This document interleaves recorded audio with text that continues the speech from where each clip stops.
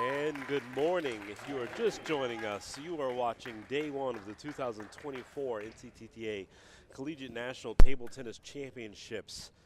Up on court number 2, we will have a round of 32 men's doubles, MIT versus Texas Wesleyan.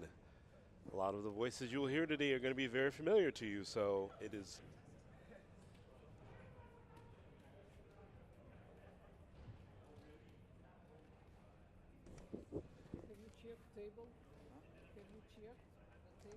Joe Wells. Alongside me is Logan Zimmerman. Again, table 2, round of 32, men's doubles action, MIT versus Western. Sean Chen and Lawrence Long versus Terrence Young and Han Ning Wei. Logan, good morning to you, sir. Hey, good morning, Joe. It's been a long few days for you. You've already been here putting in a lot of work, making these courts look amazing. As always, thank you to our sponsors, the great people at Yola, for allowing our event to be top tier in the country. So thank them, along with Visit Eau Claire and Pong Space, NCTTA and its amazing staff, and a few others that are not here with us this weekend, some people that are behind the scenes support that always make this event great, and of course the volunteers that we're going to talk about obviously a lot throughout the weekend. They're just amazing people that give up their time to come here and be to support the college athletes. So we couldn't be more grateful for them, Logan. But up here we have men's doubles, which is always interesting. Some of the first things we're going to be looking for is some style, whether or not we have the righty-lefty setup, if it's going to be right-hand. Key components to it is obviously going to be footwork and ball placement. We're going to be looking at a lot of those things this morning to open up the weekend. So we're really excited about this round of 32 doubles, Western versus MIT.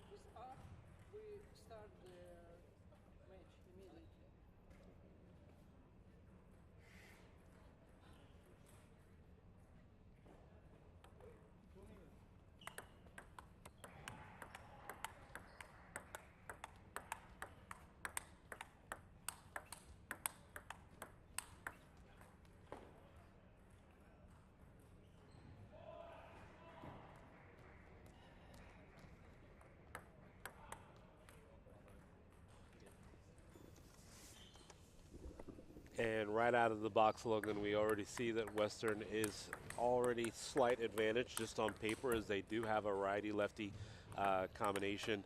MIT is going to be two right-handers.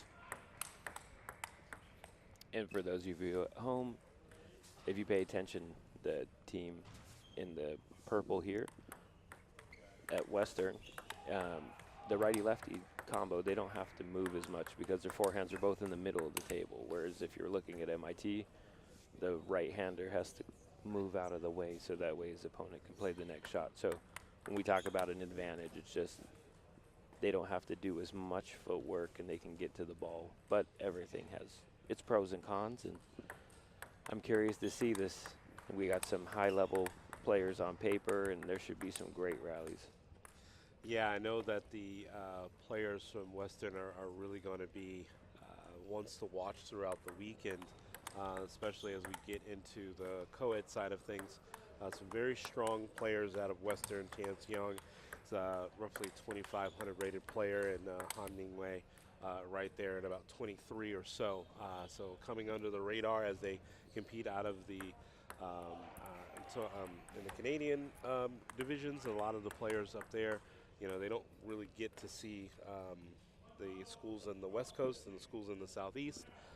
So that's always the exciting thing, that if you haven't done your homework, done a little scouting, you know, emailed some friends around the country to find out, you know, hey, what does Western have? Well, we're going to find out exactly what Western has in Terrence Young and Han Ning Wei, the 13th seed here in men's doubles. And it always makes the storyline exciting when you have a dark horse, right?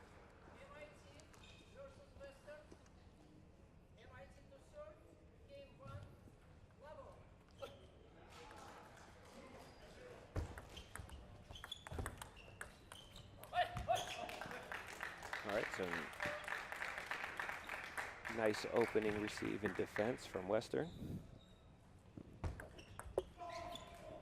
And if you notice, the serve was popped up twice, so our MIT team has a nice deceptive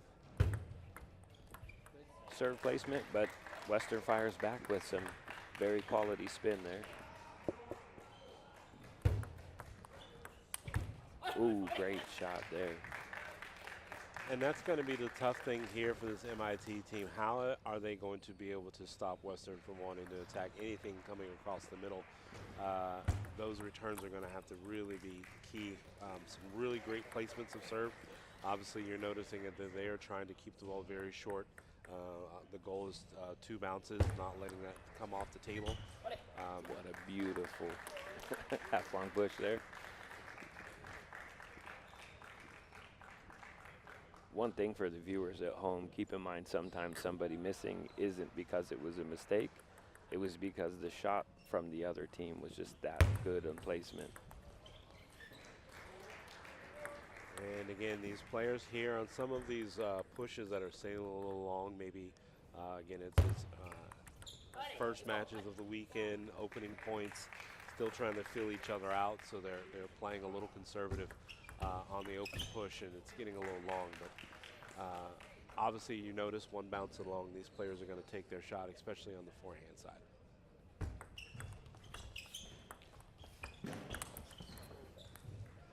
I am starting to notice already, though, stylistically, from the serve and strategy point of view, it looks like Western's going for the heavy spins and the super quality, while MIT's going for kind of more the deception.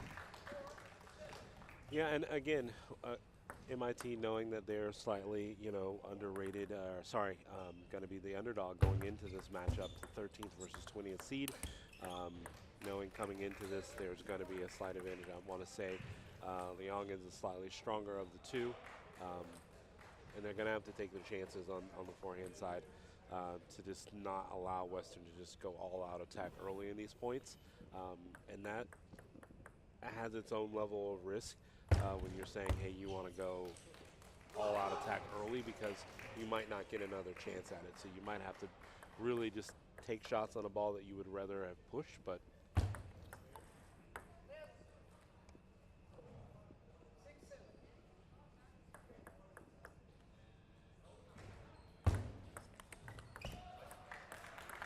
so a little bit of net love there, kind of helping out the Western team on that point.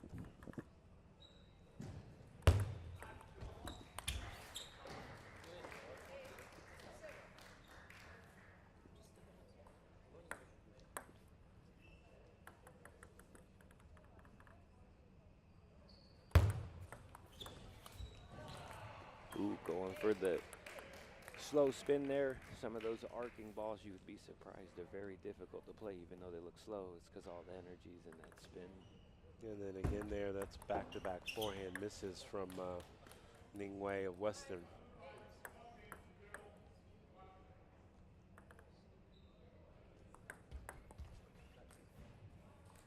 Man, Chen and Long are just, those serves are so deceptive.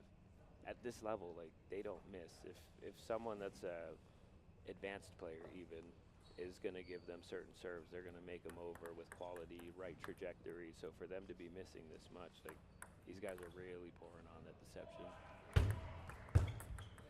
I also think that, again, there is a lot of movement on that serve, and it's short.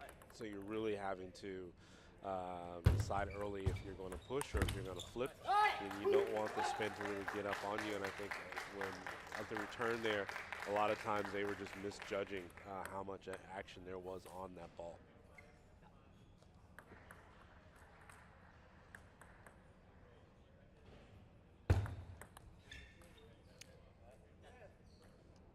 And that's one thing about table tennis. Like gets to a point where it's a little bit more art than science, but spin is it's so important, so critical. But you can't see it. You just have to learn how to feel it, and it comes through repetition. And it's just so crazy how intuitive you can be if you've seen it enough times. But that's what adds that really dynamic strategy for this game we love so much. And a great bounce back there from Wesleyan. Terrence Young had a forehand on the previous point. The return that he wanted back is going to be very rare that he gets a easy forehand long on the serve, but he missed that one. But they followed up to keep this this match. I mean, yeah, this was very closely contested.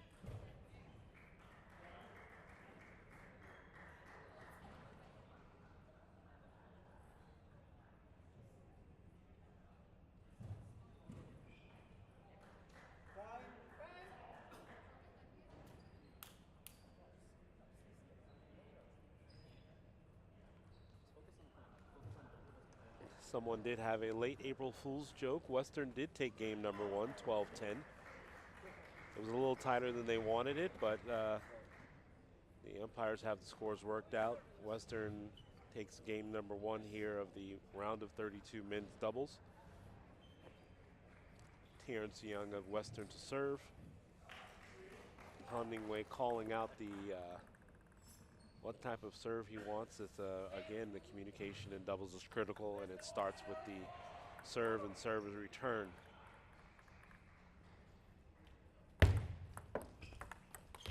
What a beautiful roll shot over the table there. Great start there. It started with the serve. Young gave him a spinny serve that he was able to get up just high enough for Wade to take the backhand right off the bounce out wide.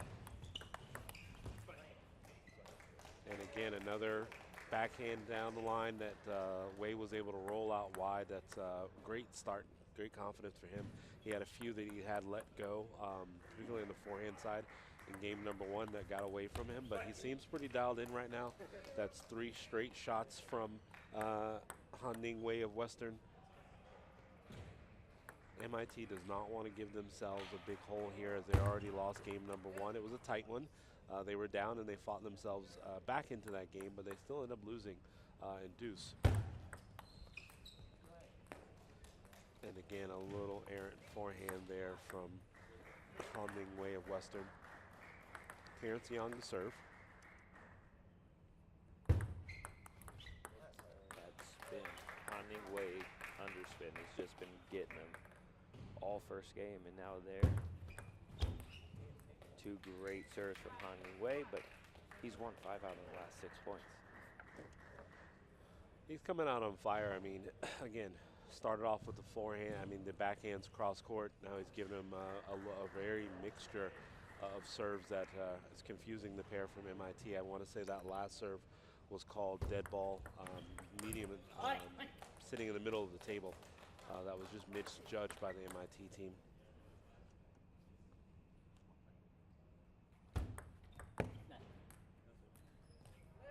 Nervous or the game's important and I hesitate, I don't trust my ability. That's how you get these like millimeter misses. Chen shakes his head a little bit there.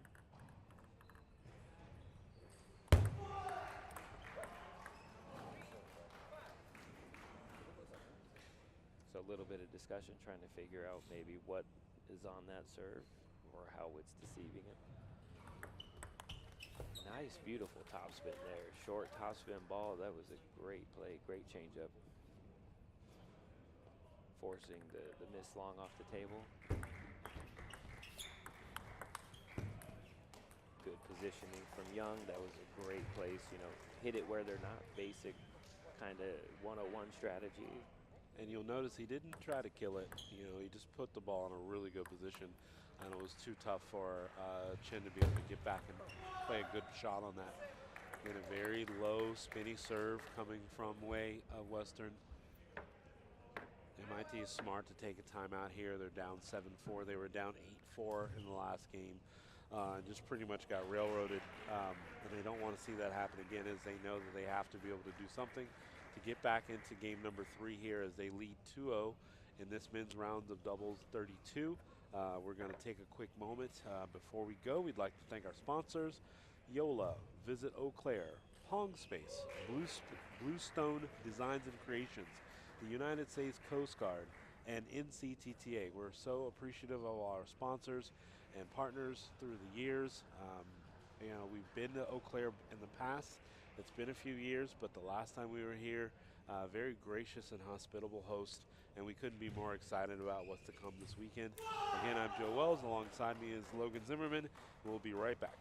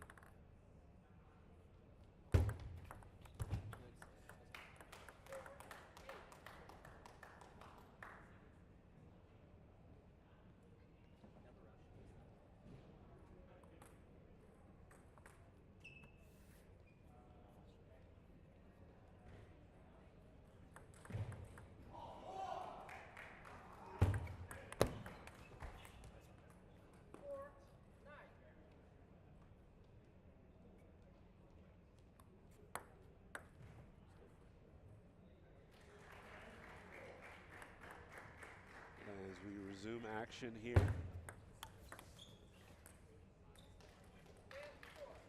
Then again, a very controlled forehand loop up the middle. Heavy spin, not too fast. He didn't overhit. Match point Western, Yang to serve. And if there's one shot that's kind of let way down a little bit in this match, it's definitely been his forehand. It's not, you know, a big powerful loop. He is putting a lot of spin on the ball, but it's getting away from him a little bit. And Chen there with the impressive recovery. If he doesn't get that ball over, they lose this match. Well, we've definitely seen people come back from match point down. And he was right there. Yeah. You can tell the smile on his face. He knew he was there and just missed it. But great match overall. I mean, Western walked away with it, but I mean, the MIT kids, there was some impressive, they didn't just get run over. They made, you know, some of their own points. And there's a difference between trying to hang in there and just getting dominated versus having quality rallies and just not quite being on the winning end of a lower percentage of them. But Yeah, I mean, MIT definitely first game. Maybe Western played a little loose, but they tightened up some things. And as this match went on, it really all started with Han Ningwei. We saw Terrence Young have a big forehand, great opening flips on some of those shots. But the difference maker in this was definitely Han Ningwei of Western in that match, as he really played strong towards the end of the match.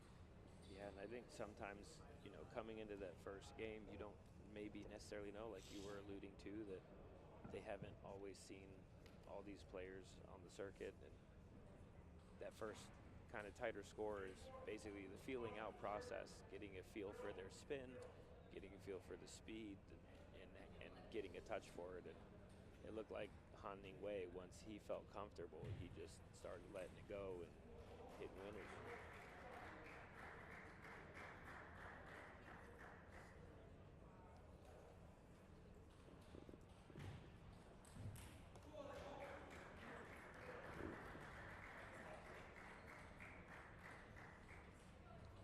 All right, well, coming up next, we have the former champions NYU versus UCLA.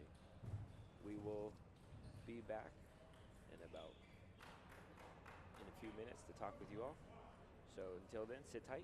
And this is Logan Zimmerman for Joel Wells. We'll see you in a bit.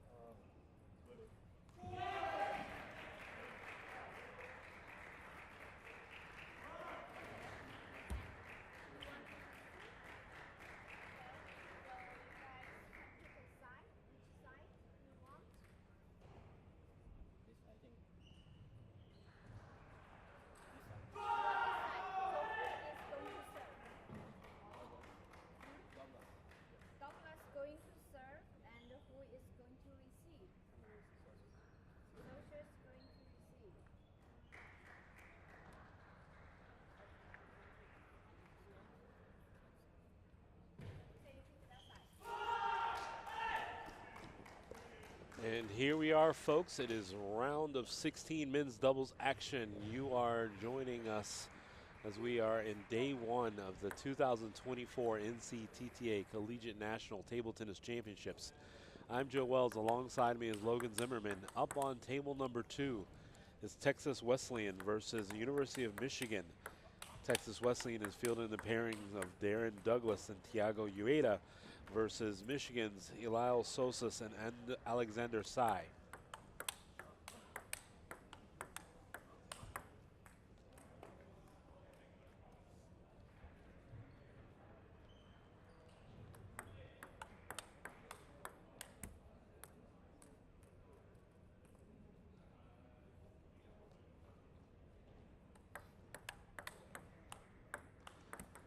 The pairing from Wesleyan coming in as the number 6 seed versus the number 9 seed at the University of Michigan.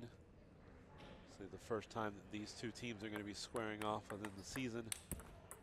Ueda, obviously not a newcomer to college table tennis. It's represented Wesleyan in the previous year. Glad to see the pairings from the University of Michigan. Very experienced player in his own right, Eliel Sosas.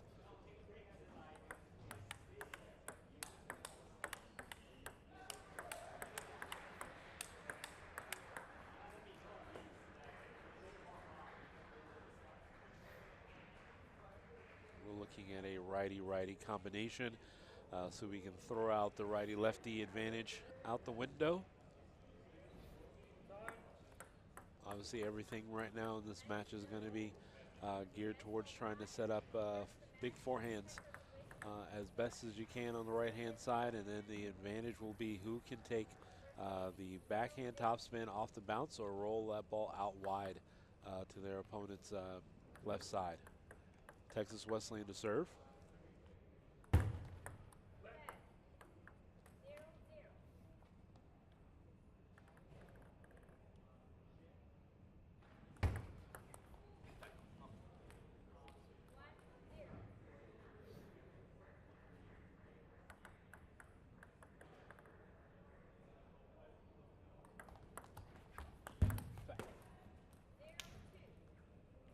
Just an explosive inside-out forehand there from Ueda.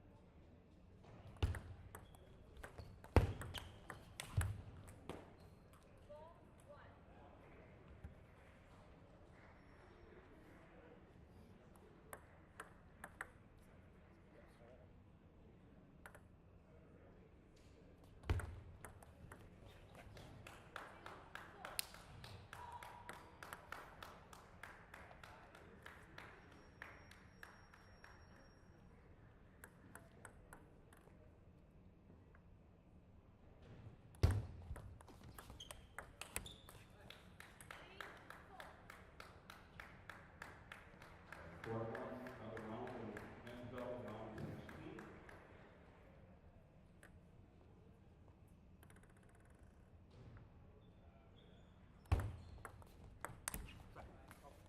Okay, we have NYU versus UCLA. Let's give a round of applause to these players.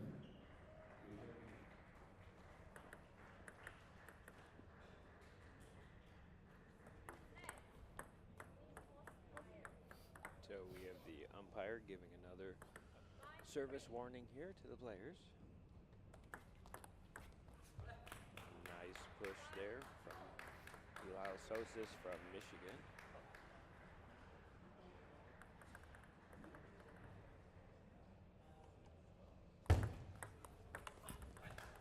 And a beautiful banana flip there, not over hit there by Sosas, but he put it just in the right spot. That was going to be too much for Ueda to handle. He caught him really leaning forward to start anticipating a forehand.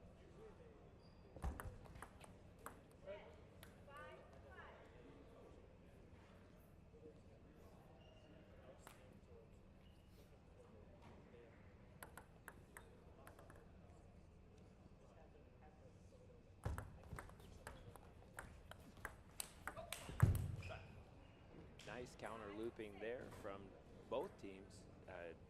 Michigan, being the lower rated team, has actually been doing good so far this first game to hang in here, put a little bit of pressure on Texas Wesleyan. Yeah, Alexander Sai tells Sosis when he wants them to serve. That was a great idea, though. I like that he went for that inside-out forehand. He might have got his partner burned going down the line there. So it was worth the risk. The reward was worth the risk there. Yeah, and that's always such a difficult shot, the inside-out forehand with your weight and momentum going opposite direction.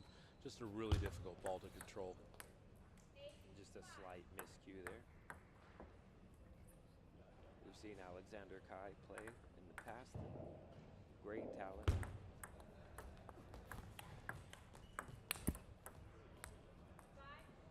Good control there from Ueda in the middle of that point, just to really be able to handle that heavy topspin back to the middle of the table, not doing too much with it.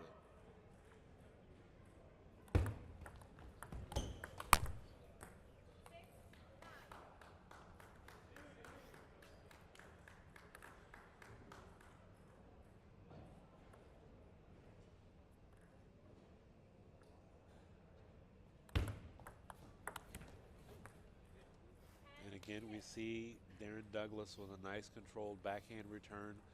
Lots of spin, but he puts it in just a really good spot that's too much for Michigan to do anything with it.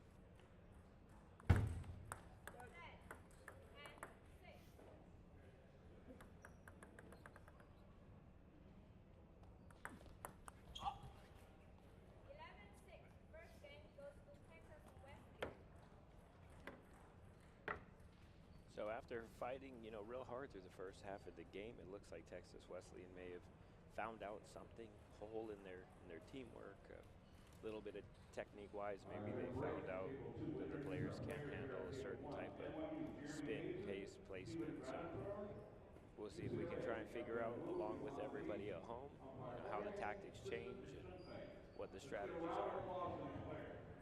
We definitely saw from Wesleyan that Ueda is going to be the aggressor. He's the one that really wanted to initiate the offense on the forehand side.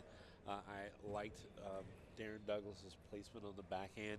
Again, he just really controlled heavy spin, but put it in good positions to where it was difficult for Michigan to be offensive with it, or if they did get it back, it just had so much spin that it allowed Ueda to really be able to set up a lot of step arounds on the next ball. So I like where Wesleyan is right now. They take game number 1, 11-6. Again, this is the men's doubles round 16 on day 1 of the 2024 Collegiate National Table Tennis Championships.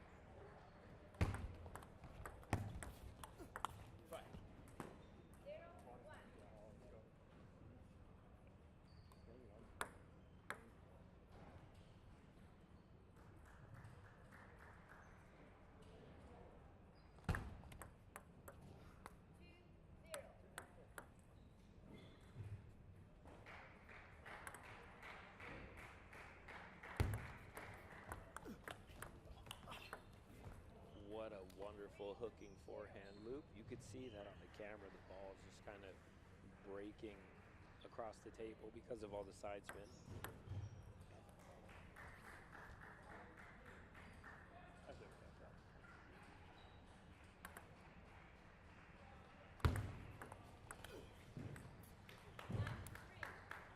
Way to go for big ripping backhand, just barely misses off the edge.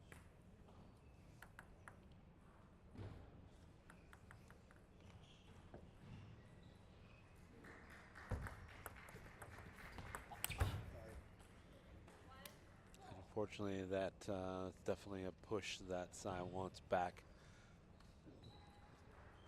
Allowed the ball just to get up a little high and long, but it's something that happens in the sport when you're maybe slightly out of position, or if there's more spin on it than you think. Beautiful serve there from Elil Sosas.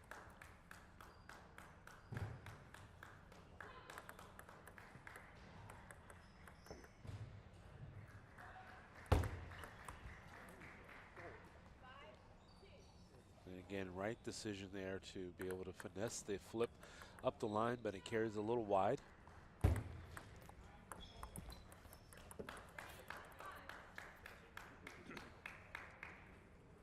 Catching Ueda there on the short push.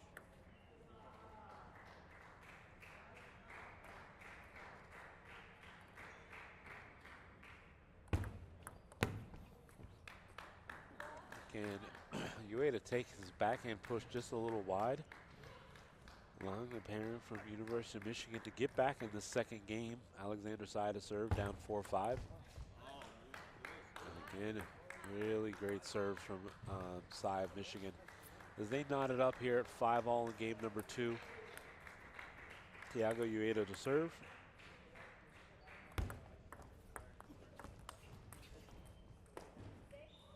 And that's one that he wants back. He definitely had his team in opposite position. Back was turned to him almost, if you will, from that inside out on the forehand side, but Sai takes it just a little wide. It's one that he wants back for sure, Logan. And then just another small misstep by Sosas.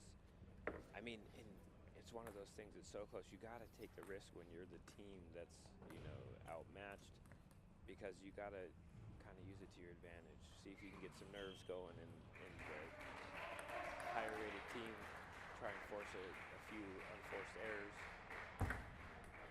But if you're not taking risks, you're probably going to, you know, be on your back feet the whole match anyway.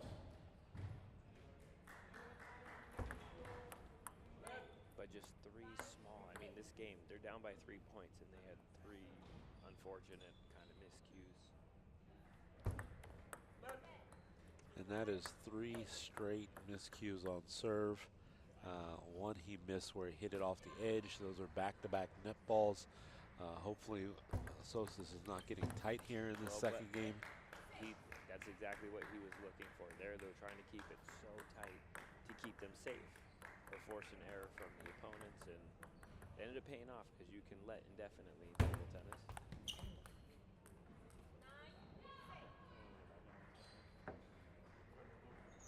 And Wesleyan right back at it on the heavy serve from Douglas.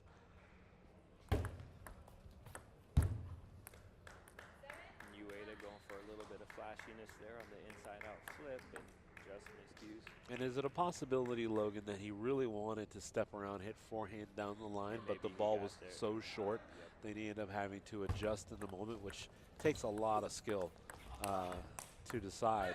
What a great forehand counter by Sosas. Ueda just going for that big shot. Sosas says, not yet, not today. Like what I'm seeing here from Michigan to fight their way back into this match.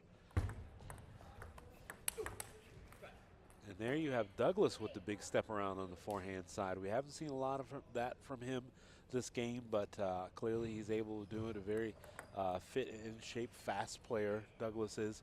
So for him to be able to step around and catch Michigan on their heels is beautiful.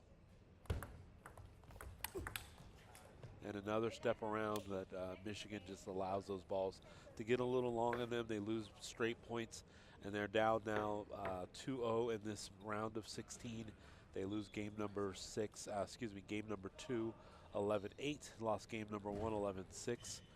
Clearly they're going to have to make some adjustments. I know that there were some points in the middle of that game that Michigan wants back, particularly Alexander Sai on the forehand side. He wanted some of those step arounds, but carried them just a little long. Towards the end of that, Wesleyan didn't play tight at all. So I like what I saw when they are allowing not only Ueda to be offensive, but now Douglas also stepping around and taking big forehands. It bode well for Texas Wesleyan towards the end of that game, Logan. Well, and it kind of is good the way that Ueda, or Douglas, as a matter of fact, was playing, because if you're the steady, you're the anchor, you're the one that doesn't make the mistakes, you're the one that has the good placement, and you let Ueda go for broke. You know, Ueda miscued a little, but Douglas now has an opportunity to step up, and as soon as he starts hitting some big points, the other team's expecting him to just play that anchor role, to be, you know, the control guy, and he's showing that he can kind of do it all. And when it's that tight toward the end there, you know, 9-8, and he has that firepower, it's easy to shake up the other team and kind of take advantage. Darren Douglas West of Texas Wesleyan to start off game number 3. And a big opening backhand rip from Thiago Ueda.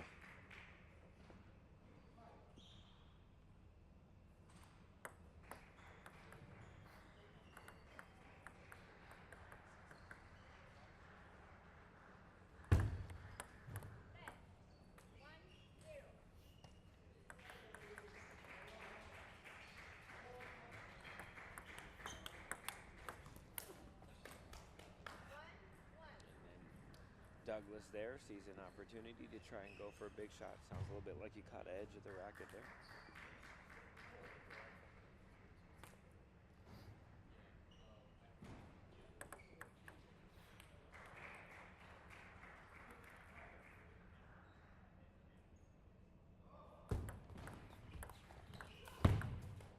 Great push off the bounce. That was great quality by Alexander there. Yeah, it definitely left that ball in the middle of the table, but it was just so short. It was just too much for Douglas to be able to get anything on it.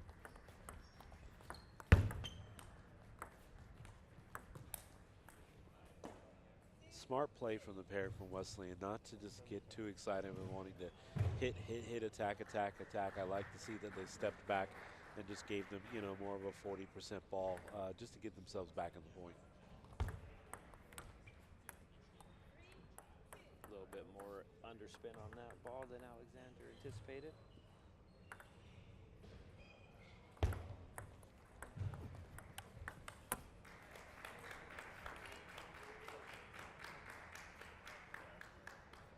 You can see Thiago Ueda there kind of telling himself, hey, you got your motions mixed up a little bit, reminding himself, hey, I want to lift, punch.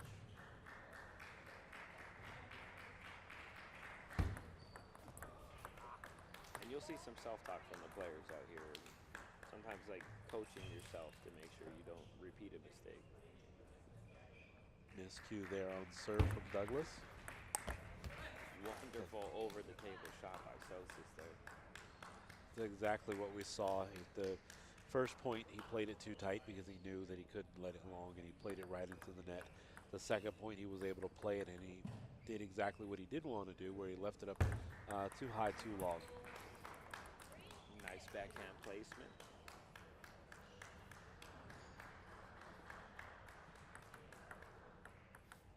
Little strategy session by Michigan there to see if they can maintain their lead.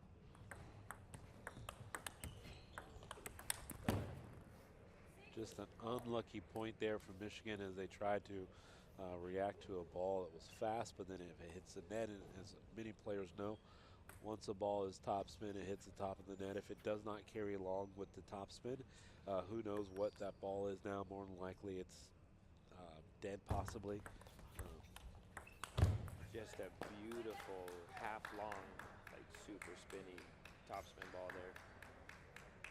But to get down, and he's a tall player, so for him to be able to get down, quite impressive. Shows the athleticism, right, that these kids are bringing to the tournament.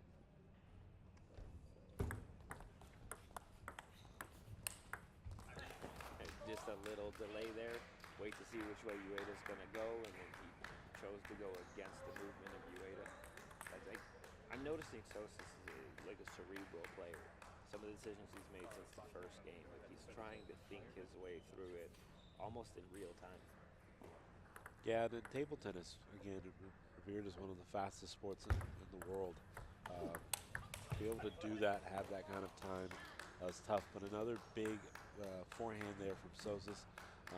Really impressed with that out wide ball. He was able to hold form, not overhit. It just looked like a really good, solid loop cross court.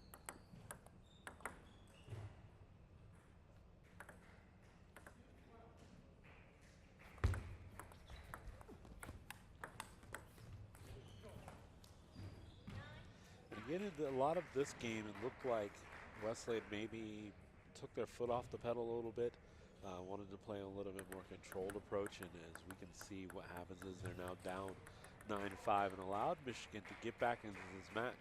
And I want to make everyone aware that, you know, if this does go the distance, you can reference back to game number 3, where Wesleyan did not keep their aggressive strategy as they trail here, game point 10-5.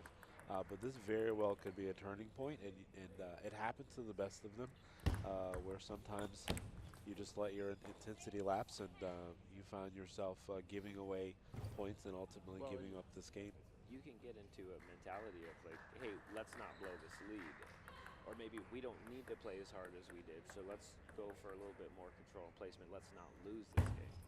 Whereas all the aggression is what put them into the situation that they were in to begin with. But again, with that aggression comes risk. And sometimes during tournaments, it's important. The matches matter to all these kids. They all want to, you know, go away with the championship or the title. And, you know, it's very quite easy to take a game and say, hey, I think we can kind of just play safe and let's just win this one and move to the next round. But at all of the levels that we have here coming into these nationals, you don't want to let the other team get some confidence.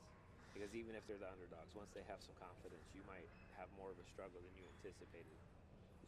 Yeah, absolutely. I mean, a lot of times, you know, Texas Wesleyan, obviously on paper, are a higher rated team, much more experience, strong in the pairing.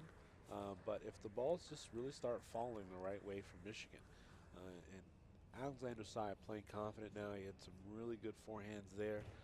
Excuse me. Alil Sosa's having some really solid forehands there in game 3. If Alexander Sy can follow that up with some connecting of some of his big forehands, I think that this definitely changes the full dynamic of this match to where it's not about the numbers anymore. It's not about who's more skilled. It's just going to be about executing the shots. And right now, Texas Wesleyan wants to get game number 4 off to a great start. Well, let's see if Michigan has any tricks up their sleeves here to try and pull out a win on game 4. It could actually shift the entire momentum if they win this going into game 5.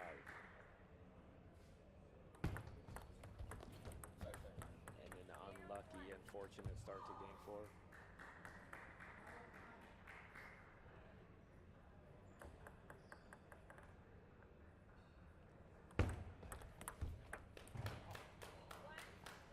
And again, both teams here coming out, playing the returns really tight. Both teams dumped the returns top of the net, so it's 1-1 here. And there's definitely a cat and mouse going on right now, Logan. Everyone is just kind of placing the ball for position, not wanting to give up too much, playing what you would call a very obvious and safe doubles match, but no big forehands. In 4 straight points, it's all been very soft touches, push, rolls on the backhand and forehand side, kind of jockeying to see who's going to open up first. And I think Wesleyan now it's almost a sign of respect, right? Like, hey, we know these guys have some firepower, so we're going to try and avoid it. And just a slight, I mean, the game's so fast, the ball was a little short. Alexander was just a hair late to that. Yeah, he got what he wanted. He wanted, you know, one ball deep enough for him to take a cut on the forehand side.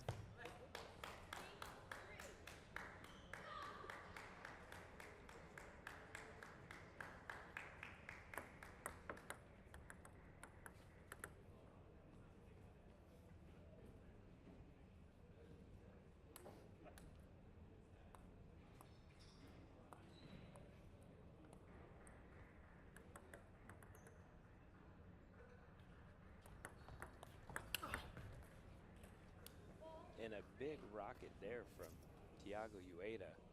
And that's why, like as you were talking about earlier, Joe, when they're trying to do these short pushes and touch shots, because you give him a ball like that, you see what happens.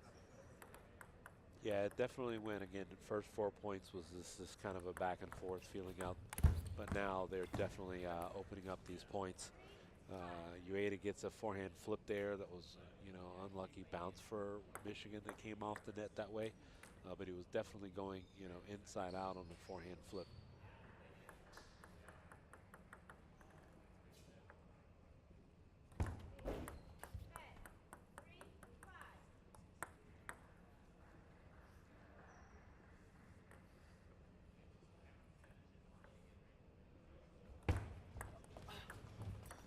And that's just a tough ball. I saw Elio Sosas was looking for forehand, and he got jammed up.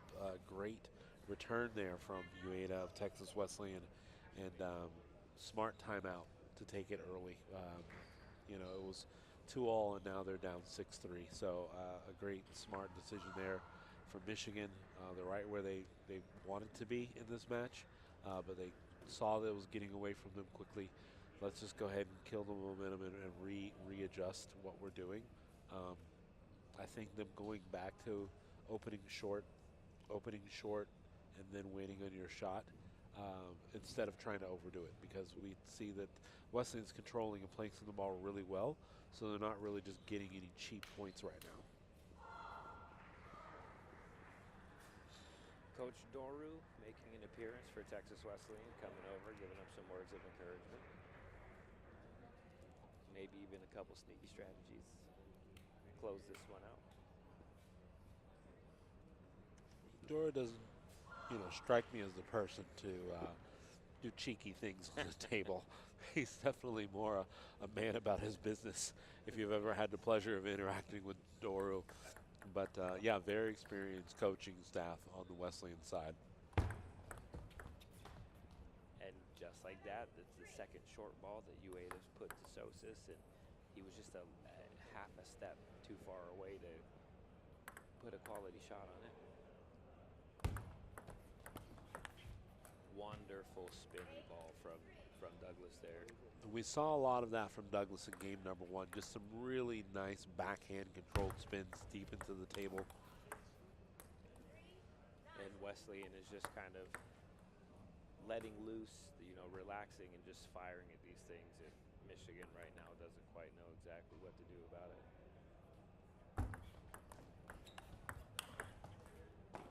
It's a massive forehand. If you're able to see it, the ball actually bent away from the Michigan player. It came inside out, and the ball had just so much movement on it. Obviously, Wesleyan feeling very confident coming from that timeout. They had didn't miss a step at all. And see, that's one of those ones that backhand, even though UADA missed it, that ball hits the table, they win the game right there. So the way he's playing is kind of giving them the chance to win the points quicker and not giving Michigan a chance to think their way through it. And unfortunately, like that, Alexander just kind of misses a push with some heavy under. And, these things happen. And a great showing from the University of Michigan, Elio Sosas and Alexander Sai. I like what was going on, and I really do believe that they had a chance to possibly go 5 in this match. It started off in their favor in game number 4, where it was 2-all. They were playing some really good opening touches, but towards the middle of that match, again, they just kind of let some things get too far away from them on the returns. Wesleyan started noticing and being more aggressive. We saw the Wesleyan from game number 1 versus what we saw in game 3. So, and even though they're down by over 450 points on the ratings overall, we've seen Elio Sosas play previously, and he's actually a very talented player. And Alexander, we've had the pleasure of seeing him play at tournaments like at Rockford, and the kid's underrated. Like, he's super talented. So Texas Wesleyan did what they needed to do. They came out on top, and once they got comfortable, they kind of showed that disparity in level. But early on, you sleep on these kids, and they could have snuck away with one right there. There you have it. Texas Wesleyan advances out of that round of 16. As we move on, approaching semifinal action today, we're going to see a majority of doubles action here on day number 1. We will get into some of the co-ed events later on in the afternoon, so stay tuned. Again, you are watching day number 1 of the 2024 Collegiate National Championships. I'm Joe Wells. Alongside me is Logan Zimmerman. We're going to take a short break and be back with you momentarily.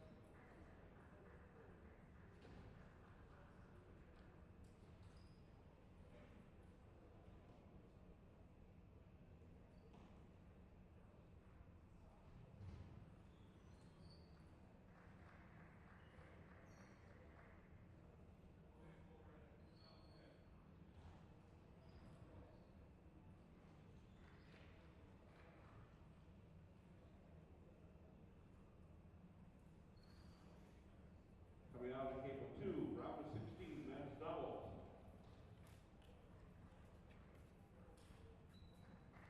Umpire, Helen Crucible. We have from UCLA, Ted Lee, Pinchong Chen. From Texas Wesleyan, Lucas Ato, Nicholas Yamane. And our assistant umpire is Leo Pack.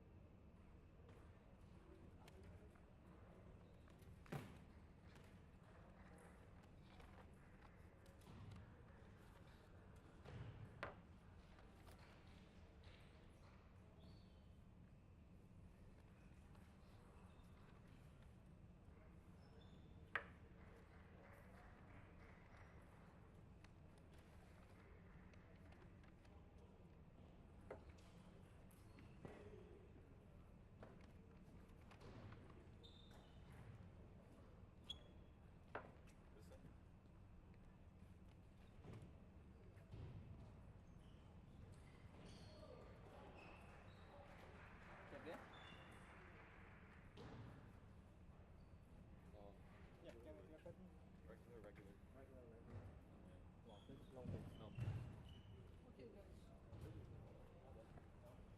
Let's toss. You be red. You're blue. Your choice. Receive. You will be serving on this side. Okay. Who is going to serve first? Okay, so this is service. Who is receiving first? Nicholas. Okay, so Chen is serving. Pinchan serving to Nicholas. Okay.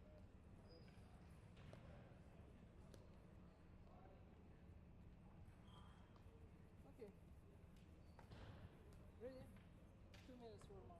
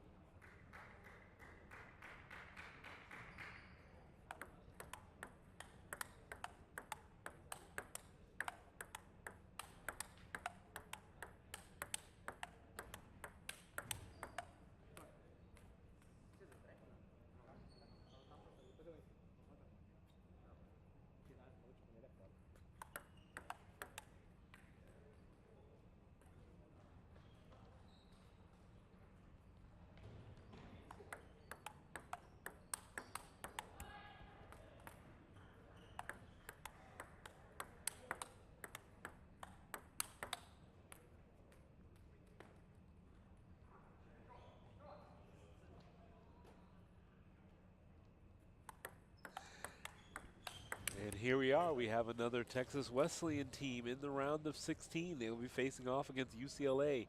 Ted Lee and Pinching Chen of UCLA. Obviously, Texas Wesleyan, a very strong collegiate table tennis history and program overall. Many times national champions in all divisions across the board. If you were able to fact check and go back to our championship page at nctta.org, and you look up previous results and champion, it is going to be a fluttering of Texas Wesleyan throughout the year. So we're always excited to see them, excited to see new pairings from Texas Wesleyan. UCLA is going to have their hands full here against Lucas Ito and Nicholas Yaman of Texas Wesleyan.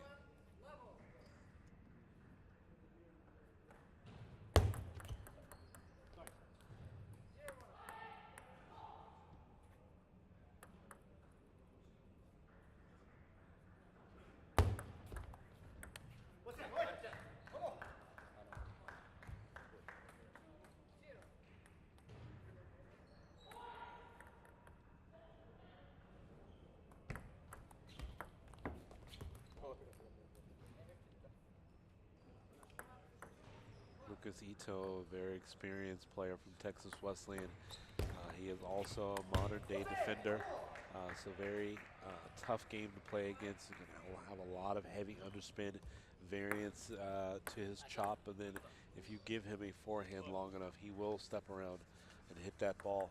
It's going to be some very big shots. So on paper, Wesleyan has the advantage, but it's very slight as UCLA are the number 2 seeds, the number 12 seed, Ted Lee versus Pin Chung Chin.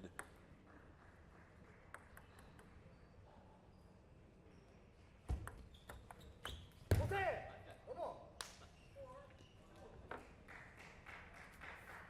to the towels they will go. Remember, they can take a towel break every 6 points here. Texas Wesleyan, the pairing of Ito and Yaman lead 4-2 in game number 1.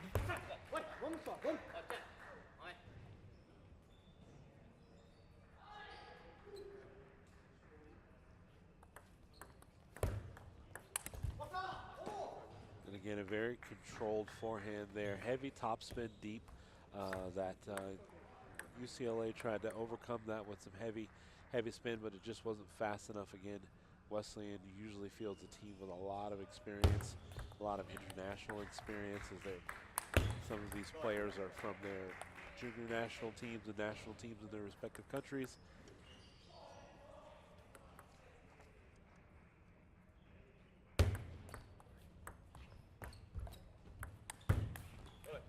Some nice short play followed by down the line forehand from UCLA.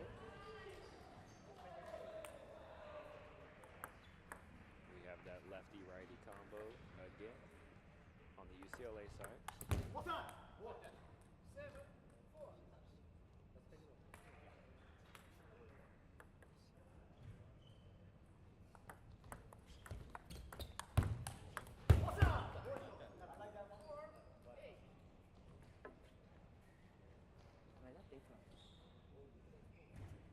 Had an interesting inside-out push there from UCLA, which I thought might catch Texas Wesleyan off guard, but they're too much of veteran players. They saw it coming.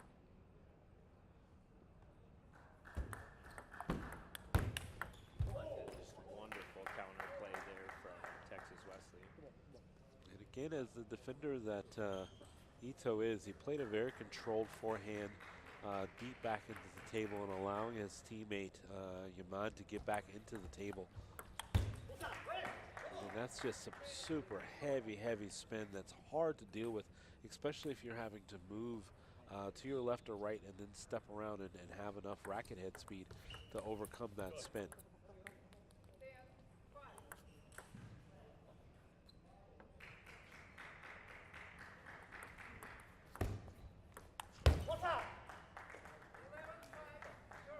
And again there, just the last few points there, it looks like UCLA, Logan was pressing on a lot of their shots as they know they have to go for big shots if they want to give themselves a chance in this match. And sometimes, even though it looks like an overplay, there's a timing element and component trying to groove, get your feel and rhythm and timing down.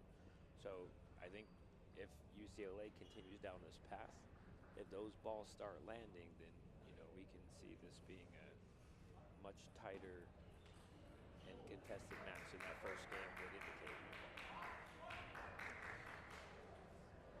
Yeah, Ito really didn't have to do a whole lot of defending and providing with the deception, because he's the one key element to this pairing that can throw off the timing and rhythm of another team.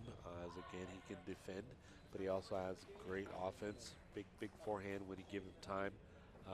But anytime you're playing around the court, anticipating, because table tennis is a big anticipation sport. And then here comes a slow ball, underspin, maybe a dead ball, if you will. It just really can throw off the timing of your opponent.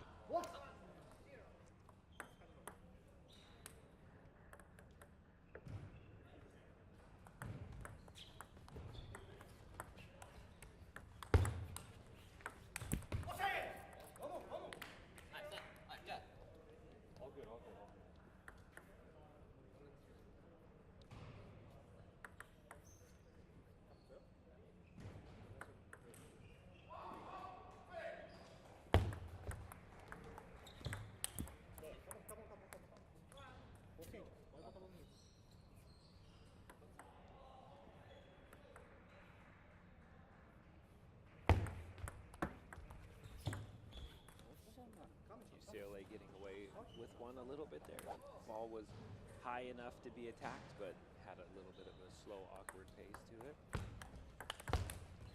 Yeah, just a huge forehand there from Ted Lee of UCLA.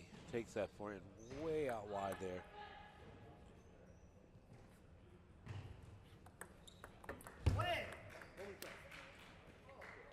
It's a lot of pressure on Pin Ching Chin of UCLA to be able to really leave that ball short.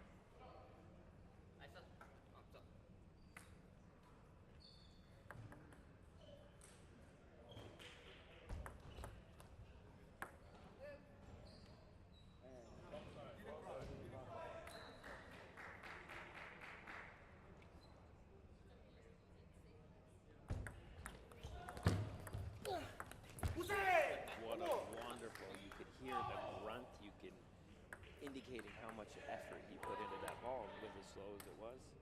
The nice spin. And just look again, right off the table. I mean,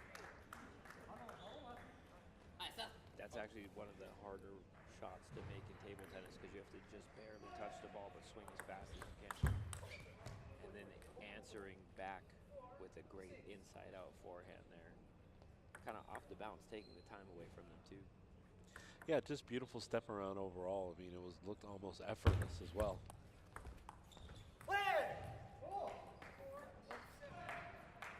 There's maybe just slightly lack of commitment on that forehand I saw from Pin Ching Chin.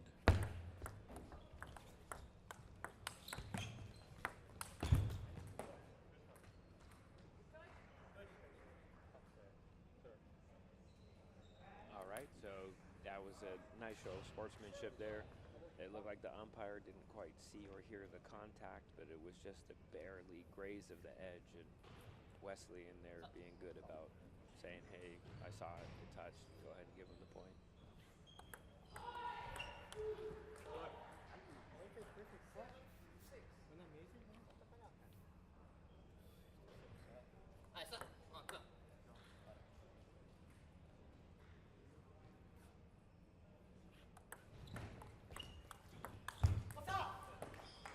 And that's a really difficult ball to counter if you're not really ready for it. And I think he wanted forehand.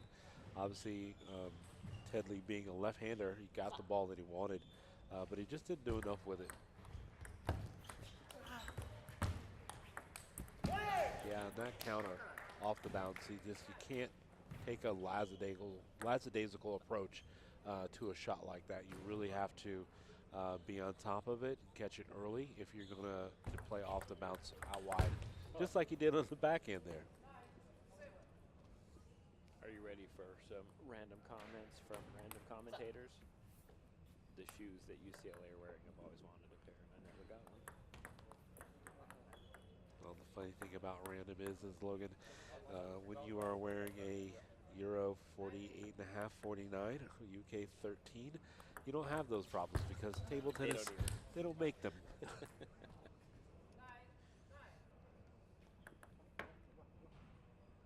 All right, so we're tied up here at 9. It looks like UCLA has done what they need to do to kind of be back in this match and have a shot at taking game number 2, and they have the serve, which is a great advantage at 9-9. And it looks like they capitalized. Only one more, one left to go, and they still have the serve. Let's see if they can prevent a deuce.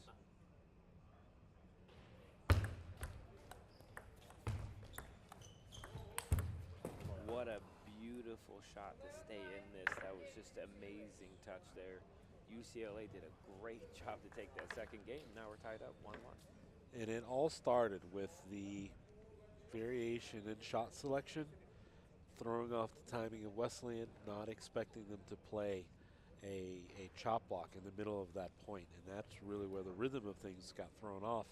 And Wesleyan, I mean, UCLA just really felt more confident, I think, in that game. They connected on more of their offensive shots, and particularly Ted Lee was looked really good in game number 2.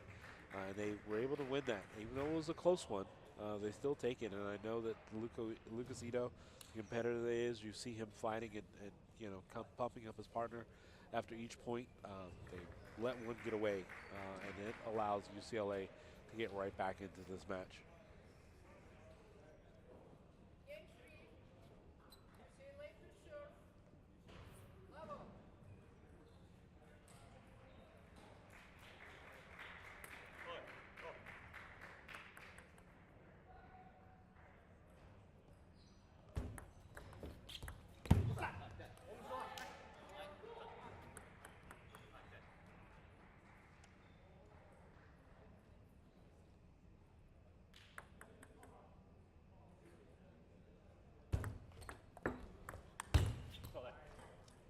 And there is a forehand return there from Lucas Ito that he left a little high, a little long.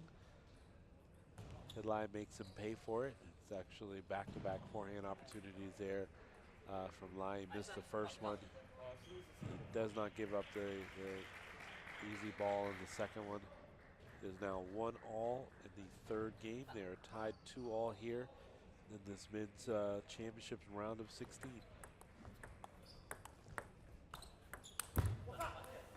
So what I've noticed, Logan, in the past game in these early points is that they're taking some of the pressure off of Pin Chung Chen and allowing him just to play controlled forehands and backhands without overhitting.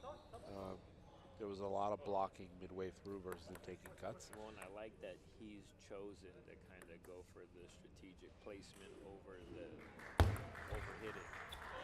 And I think maybe now we talk double strategy. This particular rotation, he can afford to do that because he's getting the ball to Lucas Ito, who is the defender of the chopper. Obviously, he has a big forehand, but depending on where you place that ball, he might not really take a offensive shot off the backhand side. So it gives UCLA time to get back into the match ultimately. But again, you don't want to just leave balls sitting in the middle of the table.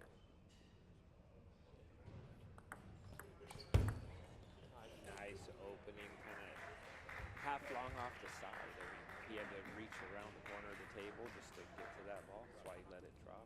Hit it from so low, like around table height. But Chin is a very long player. You see his wingspan. He's able to do that maybe a little bit easier than most, to be able to take that ball underneath the table with some great controlled topspin.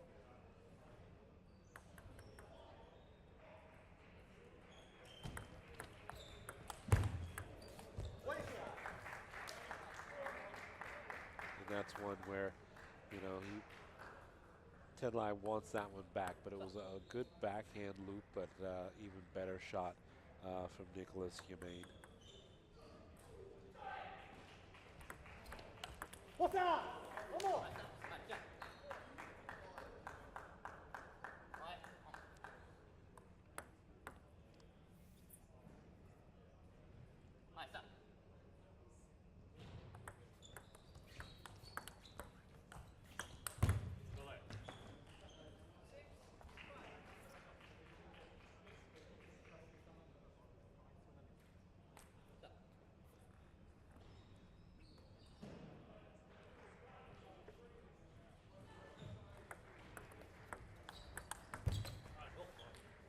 And again, some great points here from UCLA. Great rip down the line there from the Panthers of UCLA. So it is 6-all here in this third game. Well, and Chen looks like he's been taking the ball a little bit earlier off the bounce with a more compact stroke, and it's working. If he doesn't have the sitter to go for the rip, like in the first game, he was kind of ripping at everything to see what he can get away with, or maybe to try and intimidate them off the rip. But now he's just playing those quicker off the bounce, and they're hitting with a high level of consistency, and that's been a lot of the difference, I think, between the last game and this game. But you still can't do that. Yeah, and I think that, you know, Lucas is probably going to have to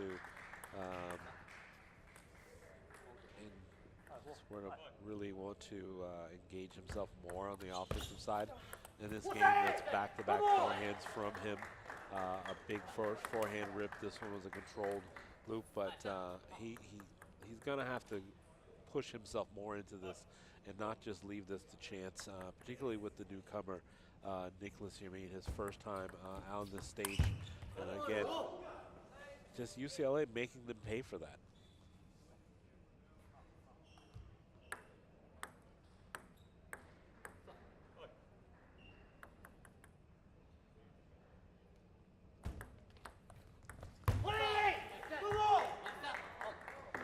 Yeah, and that's one of those where they were probably thinking the momentum on their side. We've been hitting some really good shots. Why not just go for a big backhand? And you would ultimately say, hey, maybe I should have played conservative and not just given away a free point there. And the momentum shifted after missing that, but the gamble was, you know, we go into this with their serve at 10-8, we get 2 chances to take the game. And then Yeah. 4 straight from Wesleyan there. That game quickly shifted a lot within the last 4 points. It was going back and forth. I really would have preferred to have seen UCLA maybe dial it back just a bit, but they were riding hot hand of Ted Lai. He had been hitting some really good shots off both sides, but there were some chances where you see that maybe they would not have rushed a lot of those balls, even if it felt like it was long enough, it was high enough. If you're really not in position to hit the best shot, then maybe you should have just played a safer ball, is ultimately what I'm trying to say.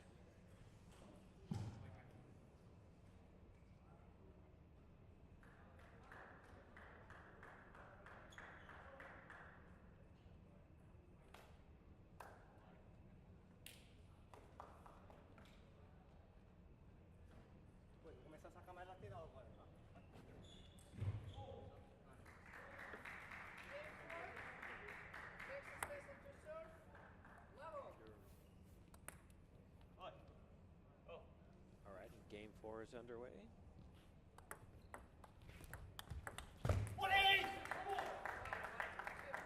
He was right there with the counter play, but sails to just hair off the edge.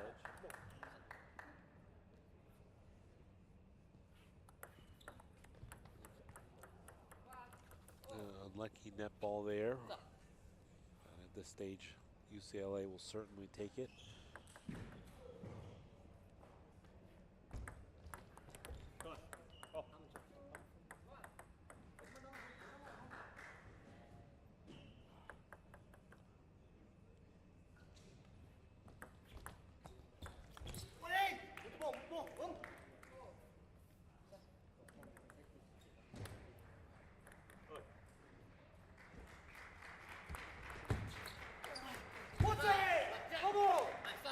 Yeah, just as I stated earlier, Logan, is some beautiful forehands there from Lucas Ito of Texas Wesleyan.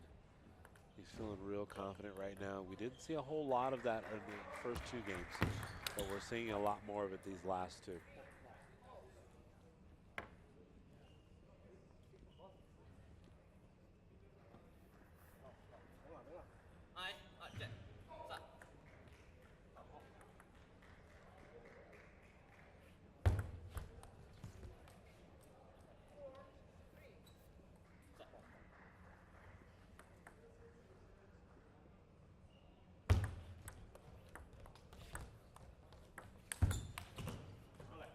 Just a great forehand cross court there. Way too much on that ball for Lucas Ito to be able to get a good cut on it.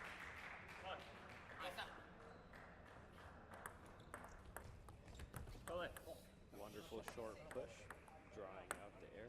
Then again, I feel like Wesleyan's feeling it a little bit where they're really trying to play a lot of those shots tight, particularly into the rotation of Ted Lai.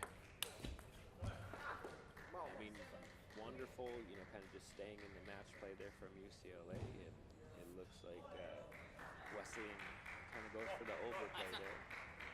Saw Yeah, a little that's one that frustration on his face. Ito wants back for sure. Maybe a little bit unnecessary there, going for that ball inside out when it was already at your hip. But you just don't have time to think in this game. You kind of make a read and you get into position, and if you're wrong, you do what you can. First defensive shots we've seen in a bit, even though that's just predominantly his style, especially in his singles matches.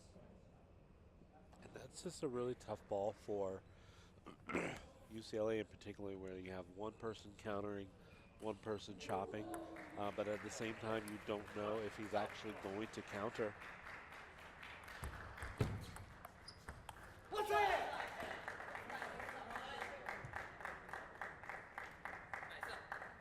Wesleyan's fighting their way back into this game.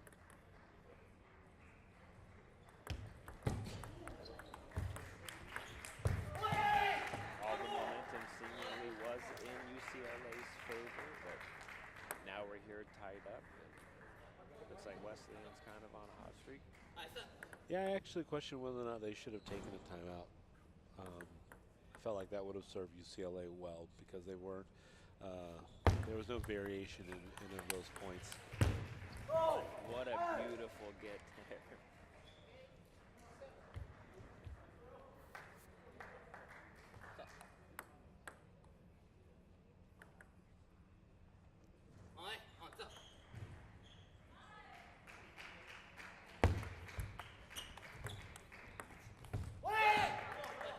Again, there's a lot of pressure on UCLA to try to get their offensive started early. As we've seen a number of miscues from the parent from UCLA where they just go for too much too soon, not wanting to give away any of the easy balls, but at the same time they're just taking, I feel like, some more high-risk shots.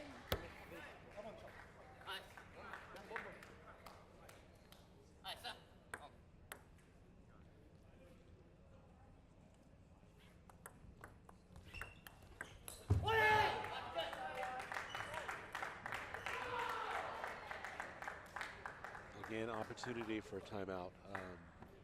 Ted's not connecting on any forehands, just kind of misplaying a lot of them. Take nothing away from Wesleyan. They're playing some really great points, but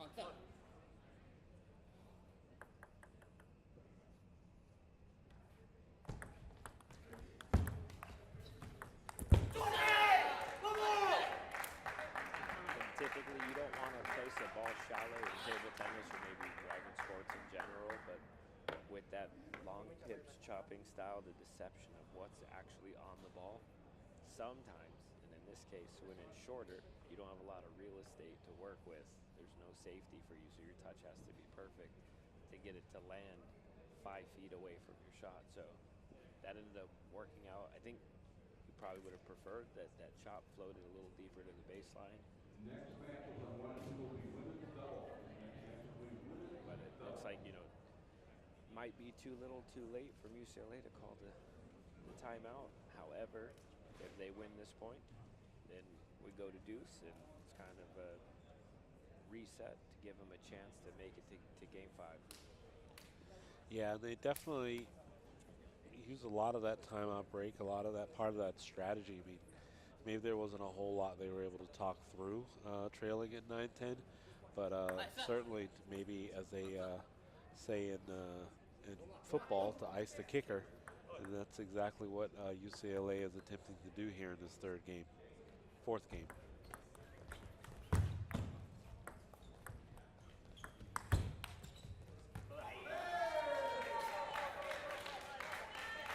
And just like that, UCLA 10-10 in game number 4.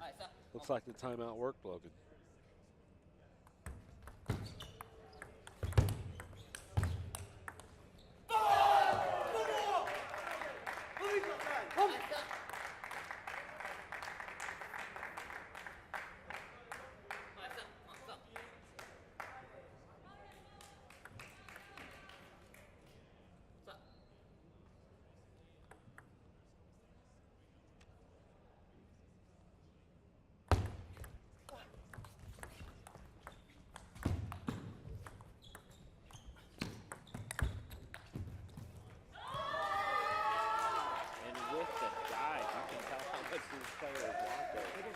Just some amazing fight from UCLA in these last 2 points. In one of the phenomena in table tennis that no one can explain is the points almost get better once you get to deuce. Everybody's focused, everything means more, so they're hyper in tune with what's going on, and you saw a couple longer quality rallies there. Chung played that forehand tight.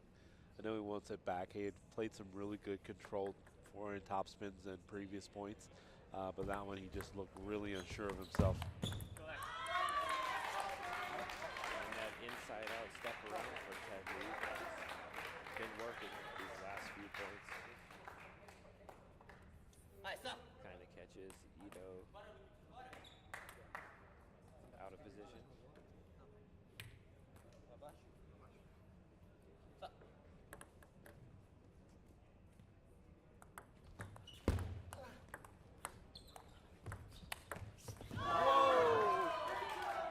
That was a wonderful backhand. And the dive, he was so close.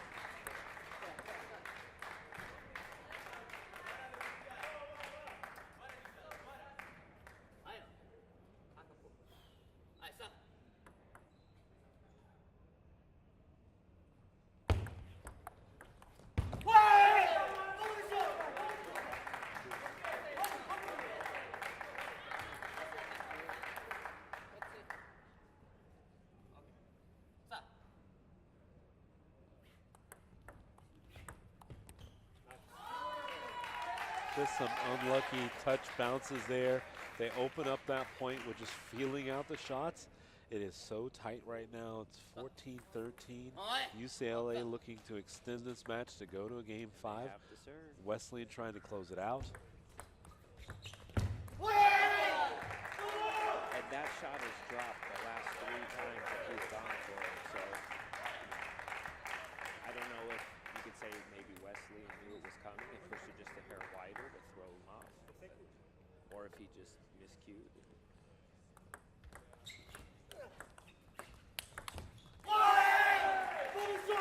just hit that ball so hard. There was almost no blocking. Yeah, there was a great point there from UCLA. It's unfortunate that backhand just carried long, but it was the right shot. I mean, he played a very good backhand. It just traveled a little long on him.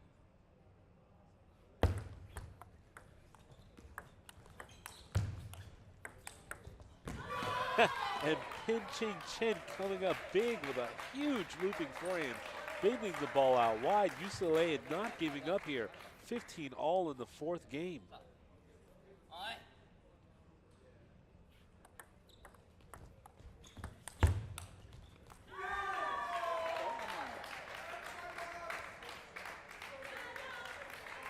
Momentum Bruins.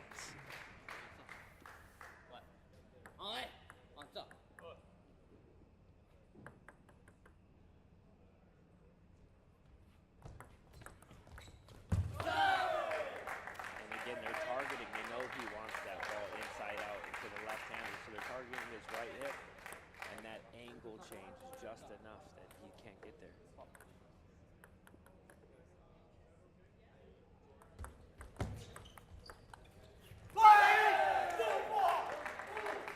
You can hear it. You can hear the excitement. You can hear how much that these players, it matters. It's meaningful, and it's wonderful to see the passion being on display here. And I don't blame UCLA really at these last 3 points from riding the hot hand of Ted Lin on the forehand. The lefty forehand has been really big for them. I really appreciated the control from Chin that he's played on a lot of those heavy topspin balls in the middle of the table. He didn't try to do too much with them. Not like that. Just an unfortunate way to end 18-16 in the 4th game, and he loses on a serve out wide. Great effort from UCLA. Texas Wesleyan moves on, and a match that they very well could be have saw themselves in the 5th and deciding game, and at that point it could have been anyone's matchup. But congratulations, Texas Wesleyan. They move on. Great fight from the pairing of Ted Lee and Pin Chung Chin of UCLA. So I really like what I saw from them. Great tournament run for UCLA. The Texas Wesleyan marches on here in day number 1. You're watching men's doubles. I'm Joe Wells. Alongside me is Logan Zimmerman. The 2024 Collegiate National Table Tennis Championships will be back with you in just a moment.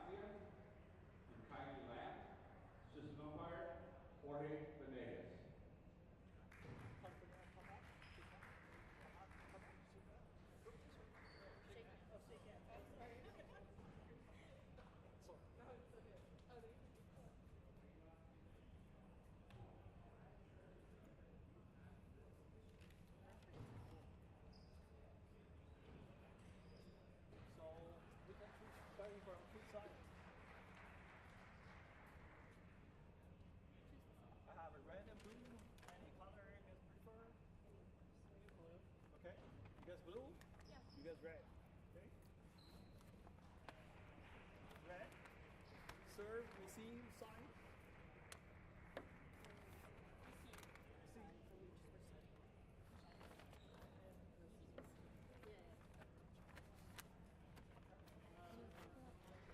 Okay. Which side do you prefer? This side? Okay.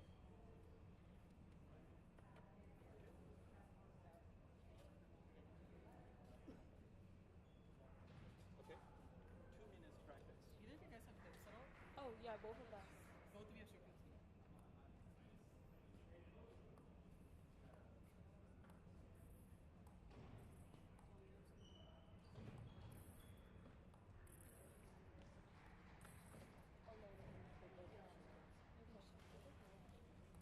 Wait, what kind of...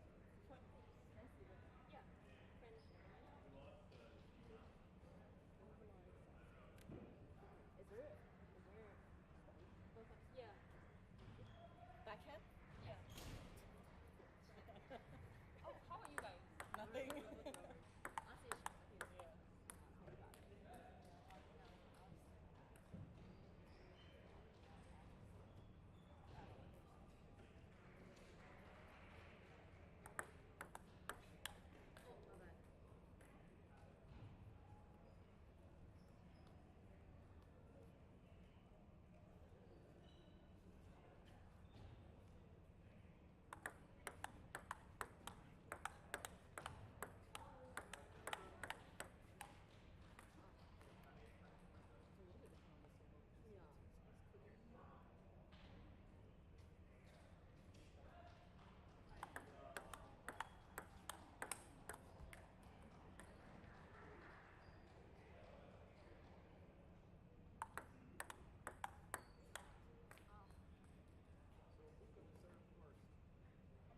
Yeah. I'll serve first.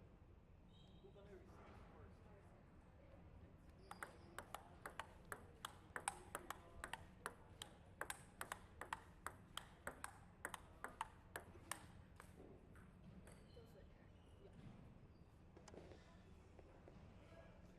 And we are concluding action on day one here on table number 2, round of 16 women's doubles.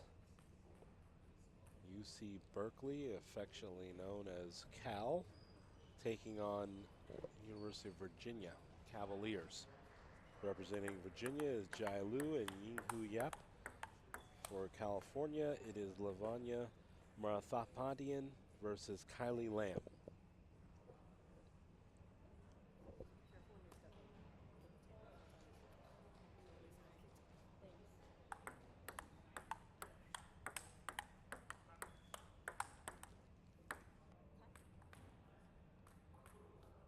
Kimberly, Savannah, serve. Jay, receive. That's all. Berkeley to serve. One, love. It's our first time seeing women's doubles action today, Logan. It's going to be a little bit slower start to the match for them to be able to feel their way into this to see exactly what the situation is going to be. Obviously, California coming in as the number 4 seed. They're going to definitely ride the back of Lavanya Marathapadian, an experienced player for the Berkeley, the Bears, and we'll see what Virginia has in stock. I'm hoping that there will be, out of the 2 of them, someone that can initiate offense versus just being kind of a steady display of pushes until it's a flat ball or opens up. But we're going to see it. 1, 3. Serve. 3, 1. Serve. And already the umpires are on top of things, calling service fault.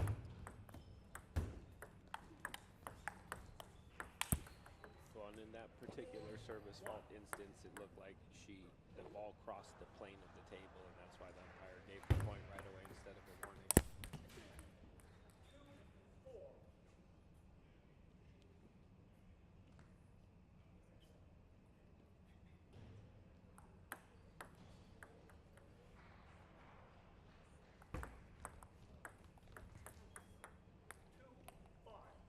And what we're going to see opening up on the serves and service returns is going to be a lot of heavy push, heavy underspin ball that for some of these young ladies, it's a difficult ball to really roll.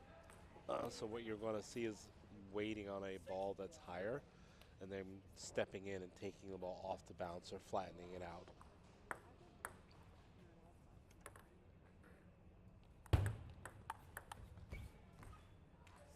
Nice forehand flip there. Earning the quick, fast, decisive point. I think there's two schools of thought when you're coming up and learning how to play the game. Some people just want to get it over with as soon as possible. And some people want to win with consistency. Well, it's going to be interesting to see who's going to win that battle of quick off the bounce. Both teams seem very comfortable. It's just a matter of getting into that rally. Where is the opening going to come from? Obviously, it's going to be high. I don't foresee a lot being deep. Again, service fault called.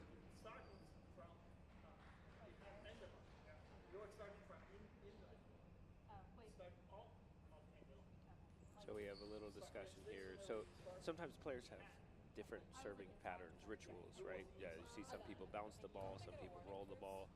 The thing that she has is that her hand, she started with the ball over the table and she wasn't pulling it behind the table before the toss. I think that's what the umpire is having an issue with. I like that she politely asked there, could I get a warning, please, instead of just granting points. But maybe the umpire thought in this case it was kind of an egregious, not a iffy, violation.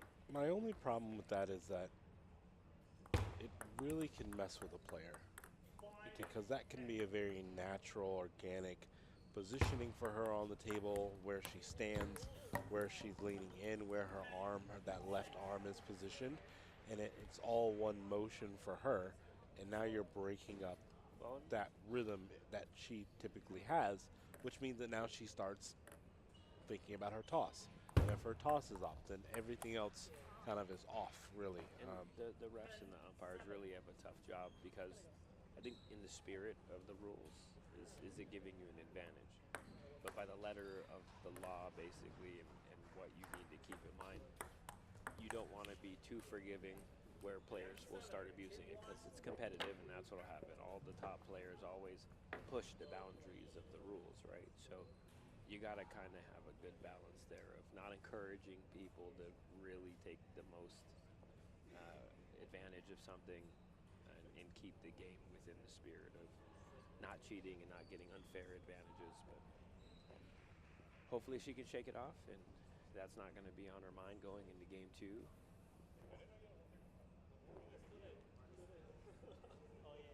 Yeah, I would definitely say, Logan, that if they're going to have to be able to, I feel instead of playing a shorter push, short heavy push, maybe start taking your chances and playing long and maybe wanting to get that point started early for them to be able to initiate their attack. It's not going to be a whole lot of looping going on from what I've seen in the first game. It's definitely going to be backhand drives, forehand drives. So that I am impressed that I was able to see from Jai Lu some forehand rolls. She was comfortable flipping off of the forehand side, but again, that's a tough ball to really gauge when you're talking about a heavy underspin push. And again, it looks like the umpire just trying to, give her a little bit of help and aid on what's happening, so he doesn't have to interject himself into this match more than he really has to. So we definitely appreciate that from the umpires. I mean, I'm sure she also knows all these players at this level know all the rules, and I'm sure she understands to a degree why. But it's nice that she's been, very cordial, conversing with the umpire to understand what he's seeing, so she knows not to do the thing that he's calling her on, and verifying that she understands what he's talking about. So really nice to see the respect, between the players and the officials here. Wonderful patience, just waiting for that ball and anticipate exactly where it's going to be. Got a easy enough point there. Love 2. But this matchup looks like it's definitely going to be about patience. I mean, we have a little bit of unevenness and a definite underdog in this doubles pairing. But if they're smart, they can at least keep Cal from attacking and being too aggressive, like you're saying, with these short pushes, heavier spins, and maybe find some opportunities. Well, I like the idea there from Yingvi Yap. She took 2 backhands off the bounce because they were long. Wanya gave her those serves long to see what she could do with long topspin. And she hit the right shot. She just wasn't able to connect. I wouldn't obviously make that a habit in the rotation, but I like the idea that she did try to mix it up away from the heavy short underspin or heavy push ball, and she took her chances on her backhand side. I mean, you make a wonderful point there, though. Part of tournament play and seeing people for the first time, there is kind of a superpower or talent that you can build up to testing. How do I test? You know, are there certain things? Send a ball long, do a ball short, give them heavy spin to kind of find out their style of play, their capabilities, so you know kind of where to press and what advantages to lean on to give you the best chance for success. And again, just a little bit of an overhit there, unfortunately, from UVA, but they have to, take their chances when they see them. So for them, anything one bounce along really should be a hit. I don't want to see them get into long rallies with Cal, particularly when we're talking about pushes. I've seen some really heavy pushes from Kylie Lamb.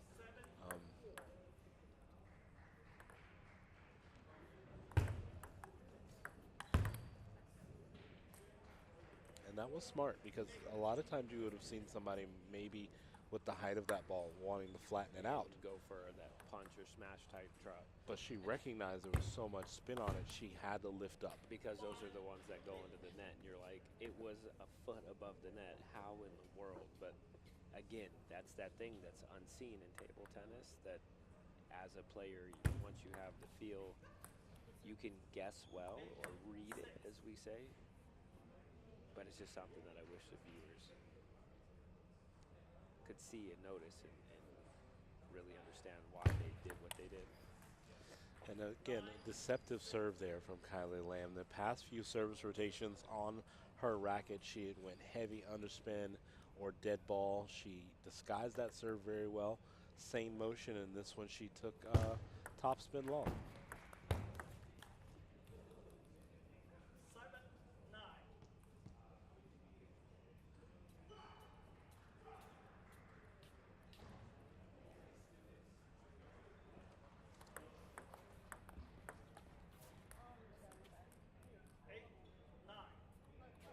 And just like that, the University of Virginia is back in the second game. They still trail 8-9. That's definitely a backhand that Maratha Pandian wants back. It was right in the middle of the table, but again, we talked about it just a moment ago, that heavy, heavy underspin that she wasn't able to get up and over.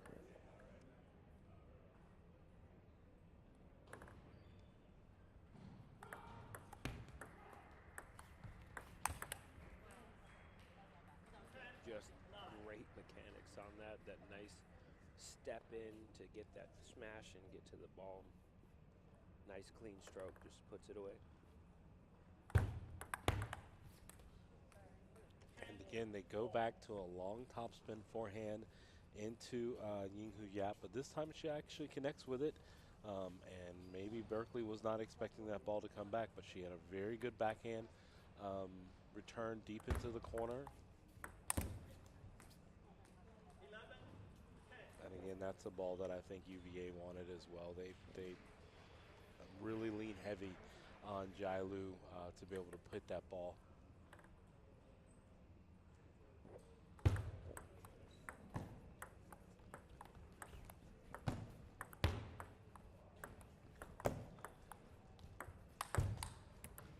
And right there, the patience pays off. But there was even a subtle adjustment that only a really, really trained eye would have seen, and I'm not saying that I have that eye, but I noticed there's a slight movement with the racket head, changed the angle and in the spin as well, where she wanted to, and this I'm talking about Lavanya Marathopandian, she was able to open the face a little bit more and lift up, and it caused now top To spin kill the ball. underspin. The team thought it was going to be underspin, and that gave her teammate the next ball, the third ball, if you will. It wasn't the third ball, but the third ball that came back in that rotation was a put-away ball for Kylie Lamb because the spin was adjusted. So the entire time, Virginia was thinking underspin, underspin, underspin, and it turned into dead. Well, sometimes your brain just can't keep up with what's happening, so you get into a rhythm. Push, push, push, push. They change it, and you're already moving in to do the push, and you're like, oh, man, I need to change here, and you just don't have time to adjust. So the best you can do is keep the ball on the table, reset, try to get a defensive play in, a block, something to stay in the rally. Oh, the barriers were not closed. The court is not. Just When they came really back to play impressed here. with our umpires. They're on top of it on day one. Let's see if we'll say the same thing on day 3. No, the umpires that we have here at the championships, they do an amazing job. Kagan Lee, our chief umpire, he does an amazing job of recruiting For sure, for some sure. really good people to come to the event. So we are always excited to have some of the best umpires in table tennis in the U.S. when they're here. The amount of people that come to help officiate these games is uncanny. I don't know if any other tournaments have as many people volunteering and helping. Just ensure that the games go smooth and that there's somebody there to be a third party to make sure that all of the results are exactly correct.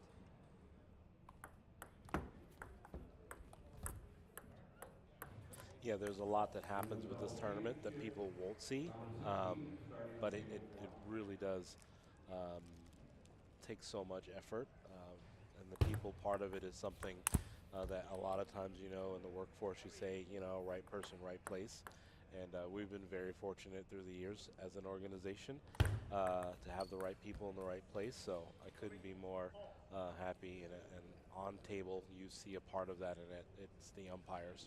So definitely a big shout out and a big thank you to all the wonderful volunteers that come here and just give out of the kindness of their heart to make sure that this event goes on, and it can be a wonderful experience for all the students participating.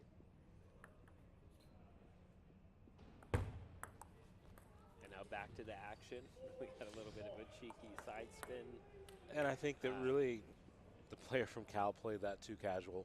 There was a lot of spin on that ball, and she just kind of open flip rolled it like it was a practice ball, but it definitely wasn't.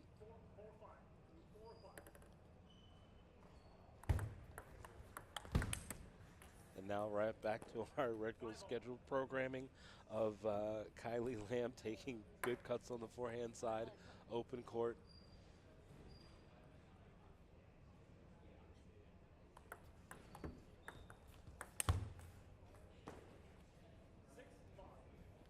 And Marathopandian will live and die by a big shot. If it's in the middle of the table high, if she has time to step around on forehand, she will, regardless of what the spin is. And she's connected on a lot of them, but she's also missed a number of them, particularly the ones down the line.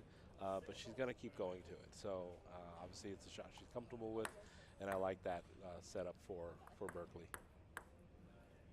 You only need to have about a 60% accuracy there for those big shots to end up winning a closely contested game. So there's a lot of incentive to try and play shots that are incredibly difficult for your opponent, even if there is some risk to it.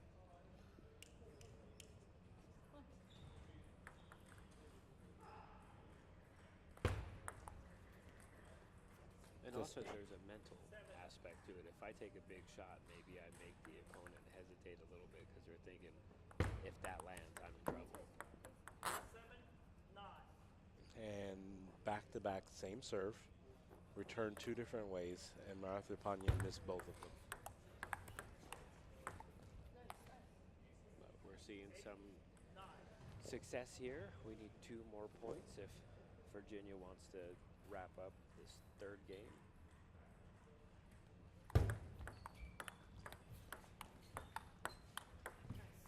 Beautiful step around there from Kylie Lamb of Berkeley. She bends back a little bit, deposits that forehand down the line. Just a really big shot from her. So Virginia on the serve at 9-9.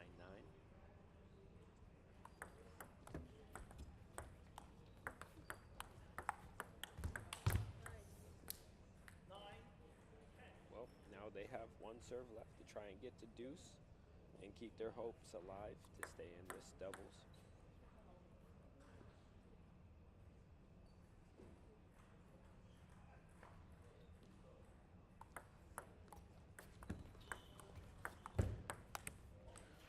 And just with a short off the net, sending that ball a little bit long, Virginia's hopes of making it to the quarterfinals are still in play.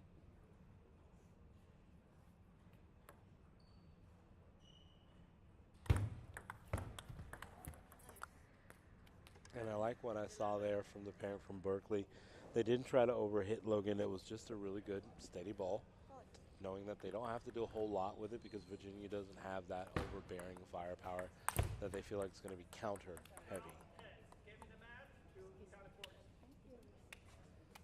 And just after two kind of not going to script plays for Virginia, looks like we have California taking the victory there and moving on to the quarterfinals, Joe. Well, I definitely felt like Virginia had its chances in game 2 and 3. And they, again, I think that was mainly a lack of offense, them just not having as much as California did.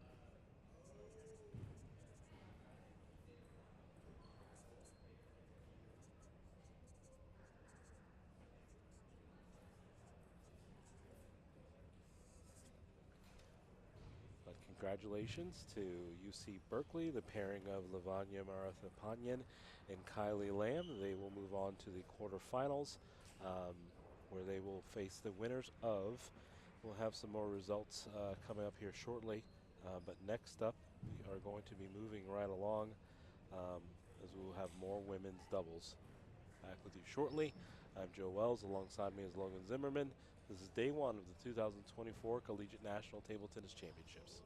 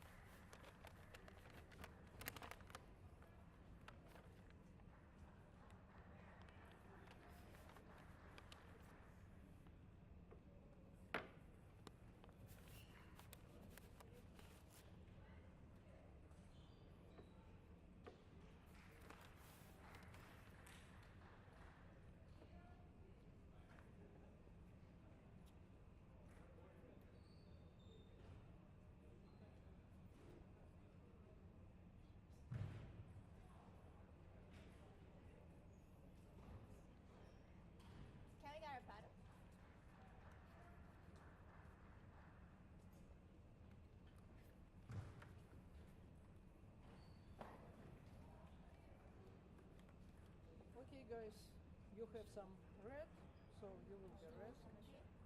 Okay. You don't have red, you will be blue. Your choice. Receive. You're going to serve on which side? You can choose. Welcome back, folks. Here we are at the women's doubles round of 16. Who is going to serve? NYU, the 5th seed, with Alakasia Chen and Tiffany Lamb facing off against the number 13 seed Rice, Daniela Yano and Hui Jun Mao. Who is going to receive first? Umpires getting the formalities out on serve and service return to figure out who's receiving first and make sure that they keep the rotations in place. Last match, Logan, it was just pretty much business as usual for UC Berkeley. They had moved on, and now we have continued women's doubles rounds of 16. NYU, the first righty-lefty pairing that we've seen today so far here in court number 2. So right off the bat, advantage NYU, and they're the higher seed of the two. Coming in the 5th seed, combined rating of 43.02.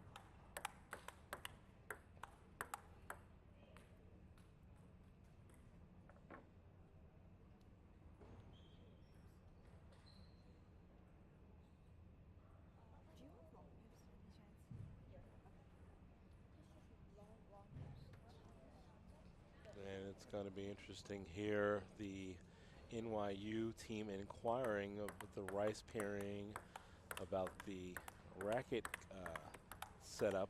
Particularly, I think from Mao, I want to say that the red side is actually long pips. So that's something that they wanted to just establish quickly before they get into the points, to get an understanding that Haijun Mao of Rice will have smooth on the black side, and the red side will be pips, and particularly they're going to be long pips.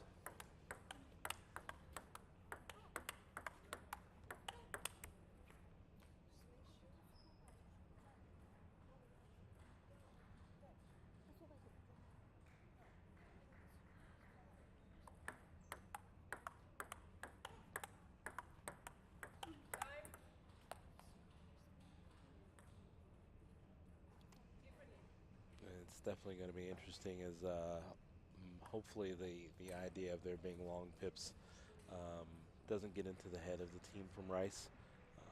It looks like they were talking it over a little bit more to discuss what's going to happen on the rotation and how that ball is going to be played.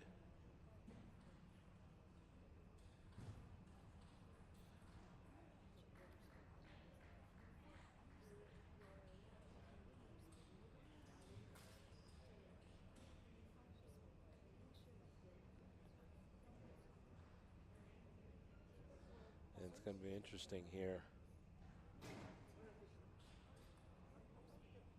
It's not something that you can just kind of explain or coach on the fly.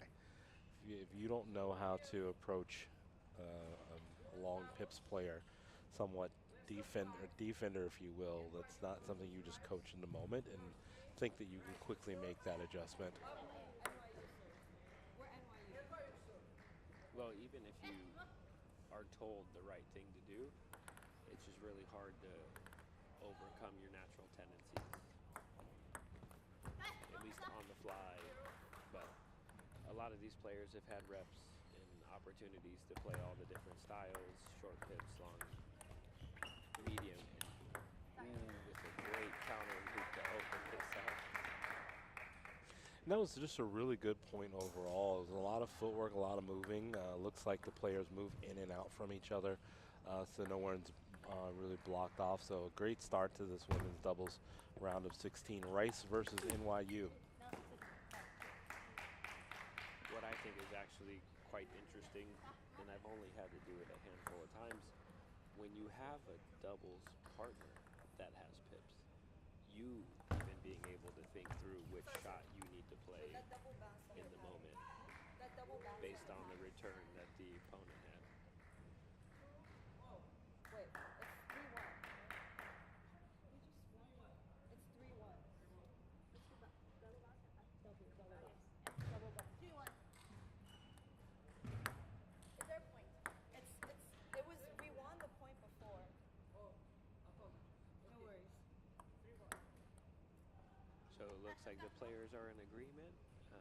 Sometimes mistakes do happen, whether you hear the ball catch an edge or something, or the double bounce. Sometimes if you go to push and the ball bounces twice, the player knows that the ball hit the table, but it looks in real time to the non-playing umpires or people in the crowd that you got the push off.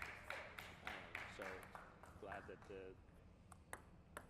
players and competitors were able to talk through that and come to an agreement.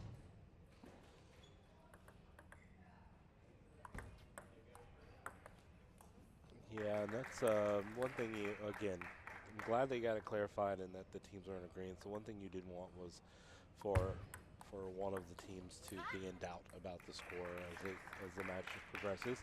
So if they're thinking about those points that were given away. So it was a very good sportsmanship, particularly on the time by Rice, just to be able to confirm that that definitely happened.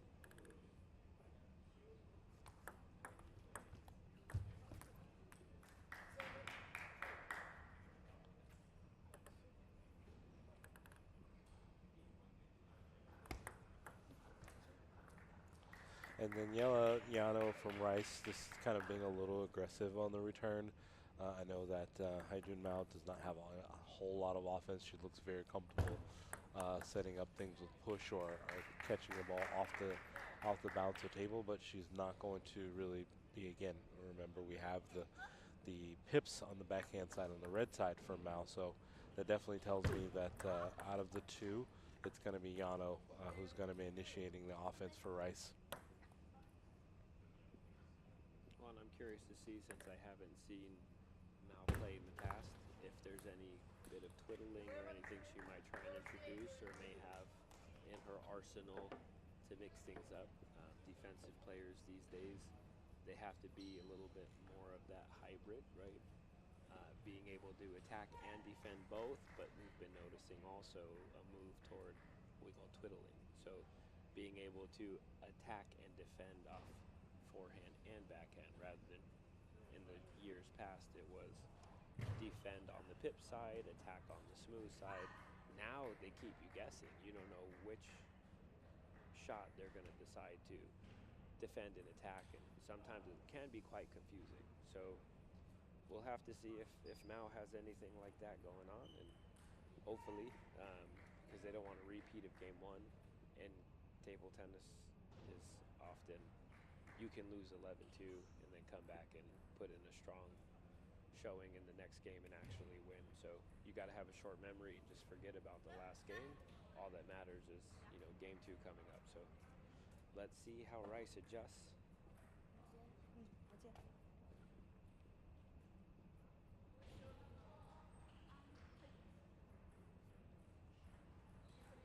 NYU, they have their coach in their corner, very decorated player himself.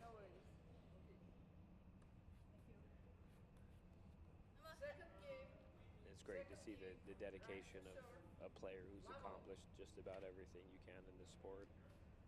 Supporting these college athletes and helping them learn and train, being here to coach them through their matches. Yeah, it's really important for a lot of these teams to have just coaching in general, but for NYU, they've had an advantage for a number of years when you're talking about that experience they have in that corner.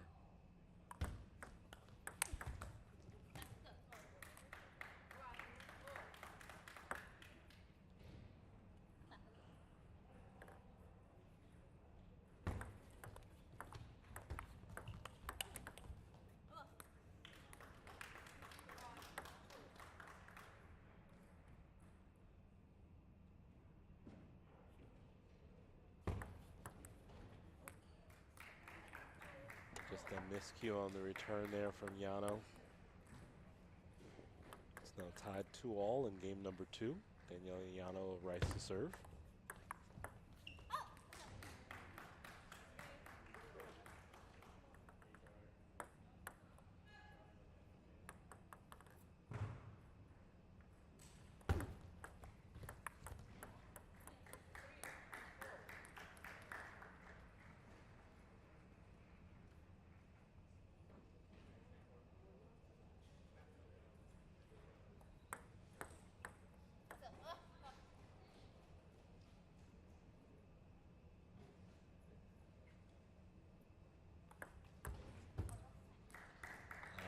Just a tough ball there. The deep side spin serve coming from NYU, and Hu Jingmao of Rice was not able to do anything with it. Again, she is not going to be the offensive player out of the pairing from Rice. It's definitely got a lot of pressure on Daniela Yano to be offensive, but I like the idea, but the step around for Mao was just too slow.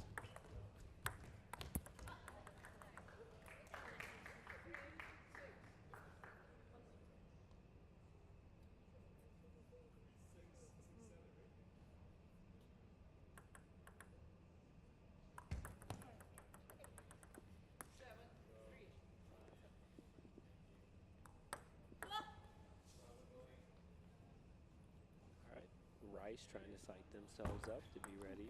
A little no-look push there. Yeah, and that is one of those rotations into the long pips where they received underspin, heavy underspin, but she left the paddle face open. So that reverse of the spins went against her that time versus closing the racket head a little bit and going through it by leaving the racket face open. The spin was reversed, and ultimately she just took that ball deep.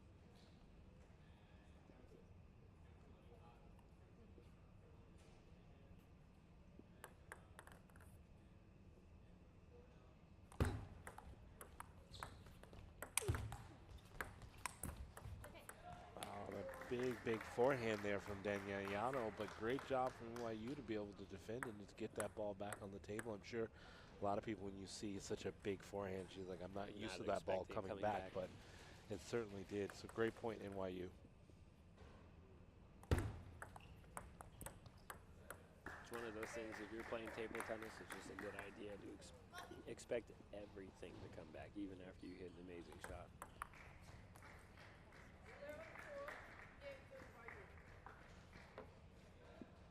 Well, just a slight misjudgment there, but that push down the line could have actually been a good tactical decision. She just missed a hair off to the right.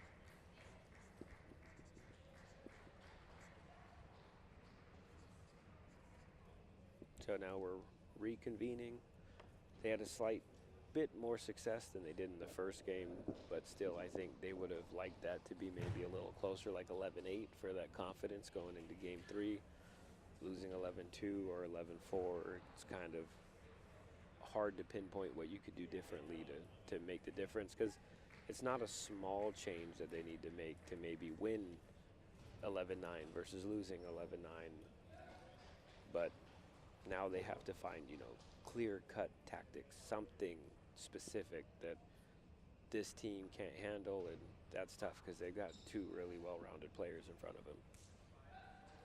Yeah, and the X factor, Logan, we hate to say it sometimes, but it can happen, that Hui Junmao is the key for Rice being able to stay in this. If she can just connect on some of her offensive shots, and the few that she will get, if she can actually make those count, that's a lot of pressure taken off of Danielle Yano. So hopefully she's able to get a few of those cheap points and stay in this.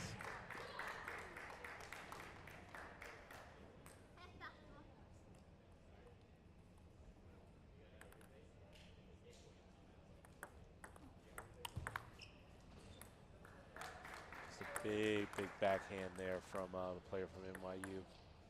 Like to see them be aggressive early.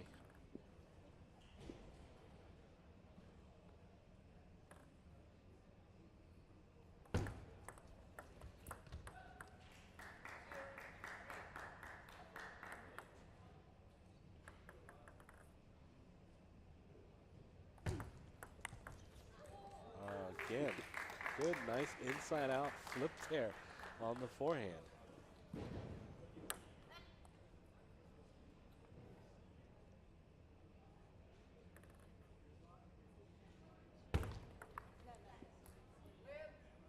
Fortunate that it caught just the top of the net there because that was a difficult ball.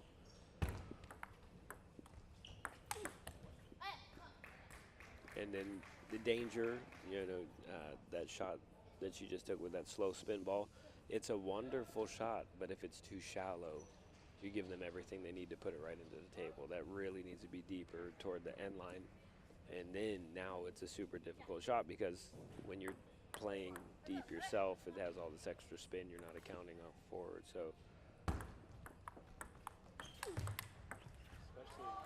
with this serve receive setup in this particular game, the rotation is advantage NYU because Mao is hitting into the Alakasia Chen's forehand. Ultimately, she's just kind of having her way, if she will, with a lot of those shots.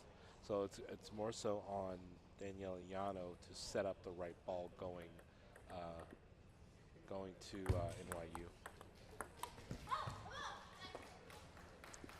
beautiful choice strategically. She just missed a hair long.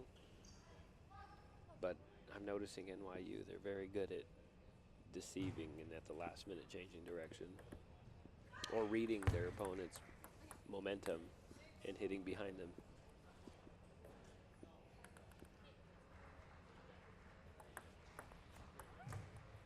And again, playing the return a little too tight on the top of the net. And same serve. We go from, short return push top of the net to big backhand cut whiff.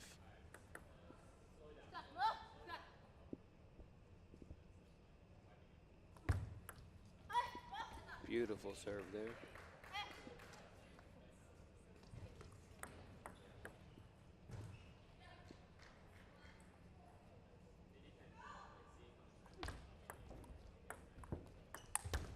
And I like that big forehand redirect up the line where it caught Danielle Yano sliding to her left and she just went opposite direction.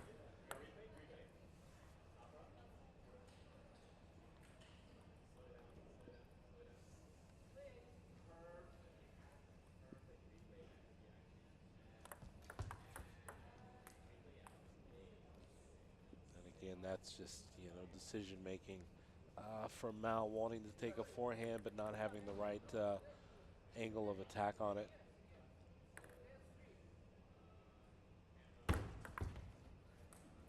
And then just the fast topspin serve ends it.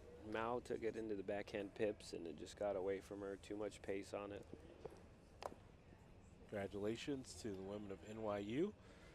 They advance to the quarters of women's doubles. We'd like to take a moment, as always, to thank our wonderful sponsors: Yola, Visit Eau Claire, Pong Space, Bluestone Designs and Creations, the United States Coast Guard, and all of the wonderful staff and volunteers from NCTTA. Without our partners and sponsors, this event would not be possible. So as always, thank you. We've been very fortunate, Logan, to have some great supporters through the years, people that have been with us on numerous years. We've had the pleasure of being in Eau Claire in years past, and it's definitely, they put on a great show. So we're always thankful to the city of Eau Claire and the wonderful university here. UWEC, as they call it, the University of Wisconsin-Eau Claire. Just great facilities here, and we could not be more happy, but there's so much more table tennis to go. We're going to take a quick break. I'm Joe Wells. Alongside me is Logan Zimmerman. You are watching day one of the 2024 Collegiate National Table Tennis Championships.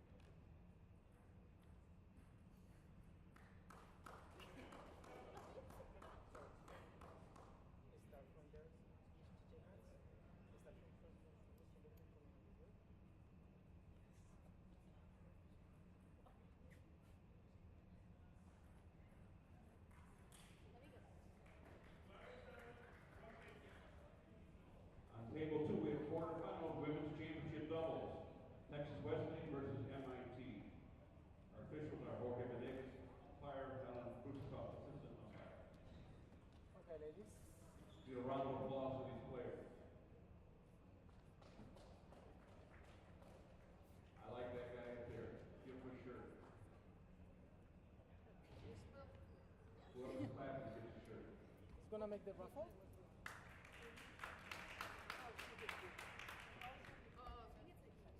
Yeah. He's gonna make the raffle? What happened? The name is misspelled. It's Den, not D-E-N-G. Not D-I-N-G. I told her. Ding, not Den. The sound thing, but Okay, I'll tell them. okay. So let's gonna make the raffle. Why they fix the name? Okay, black, red, oranges. Black. Black. Here, reception side. We'll serve. You serve. Okay, side. Side. Who serve? Sophie? Yeah. Who receives? Then? Dun. Then. Okay, ladies, you have 2 minutes. We don't have paddle. You don't have paddles. Yes. Paddle. The paddles. Paddles. Rackets. Racket, you need racket. Of course. So okay.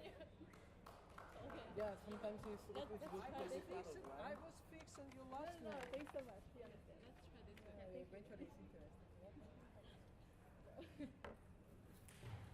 Sorry about that. What's your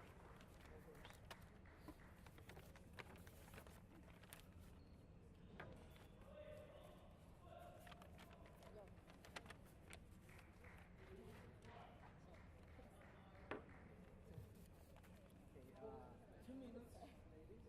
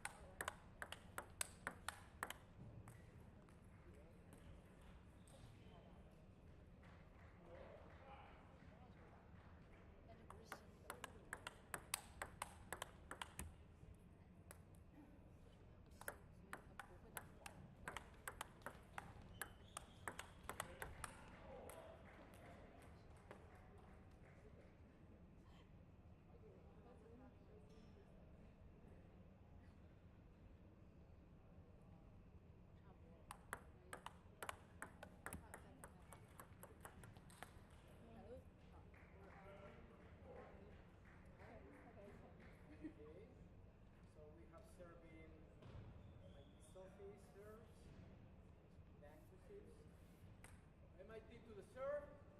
0-0.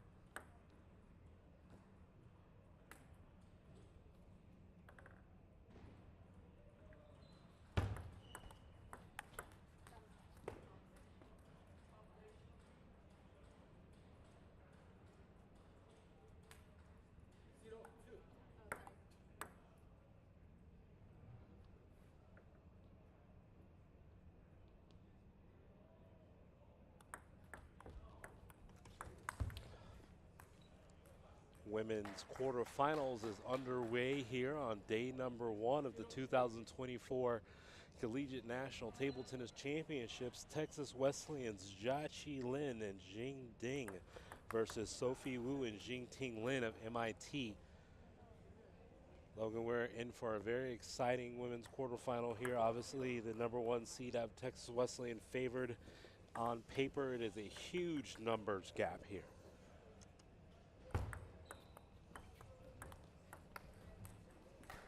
But all 4 players, very good players, great track records through NCTTA, so I do believe we are in for a treat.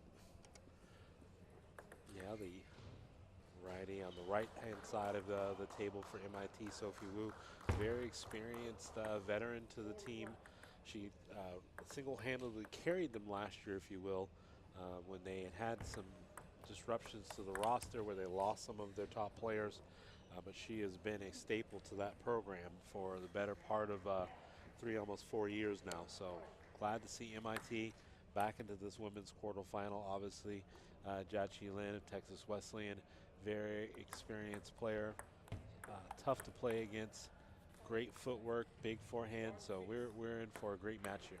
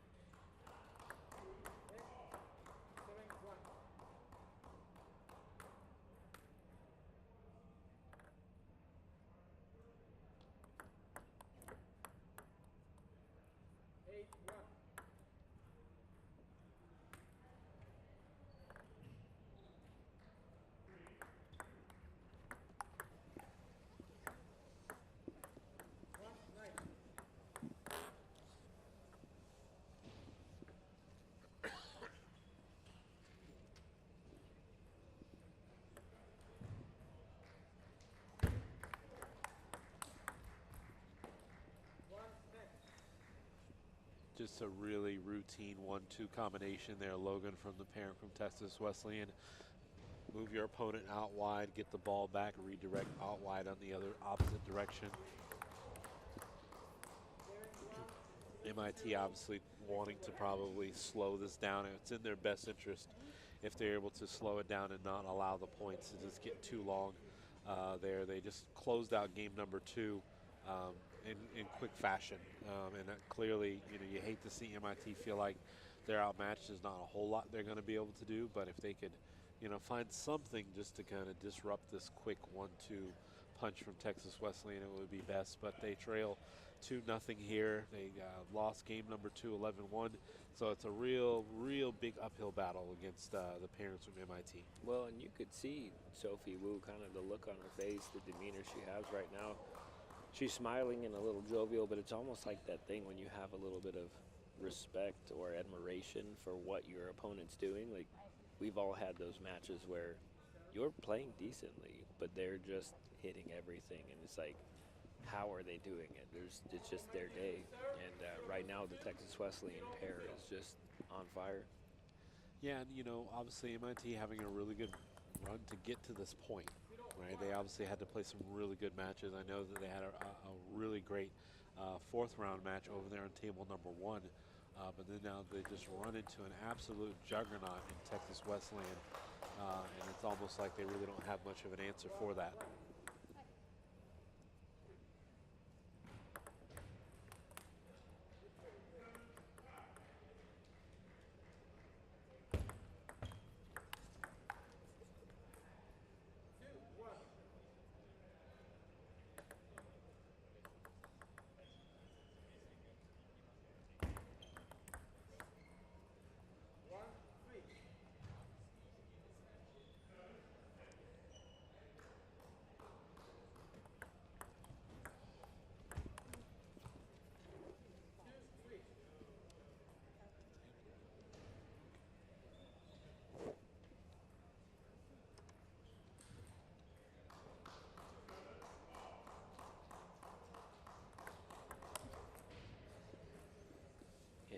Jia going for the big forehand rip.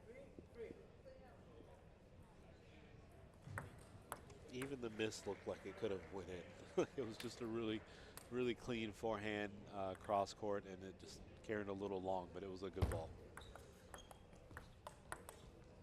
And there we go, a little bit MIT kind of opening up and taking their chances, and it pays off. And at this point, when you think about it, for Jean Ting Lin of MIT, for her, it's one of those moments where you can probably play as loose and free as you really want to. Sophie was a really talented player, but she's also more of a modern day defender, so she chops and redirects and dead balls a lot of things on the backhand side when she's getting into a rally. So I would expect Jean Ting to just want to step in and take your cuts at this point. I mean, you're down 2-0. It was even close in games 1 or 2. Yeah, but when you get forehand rips like that, Zendang just blasted that ball right by him.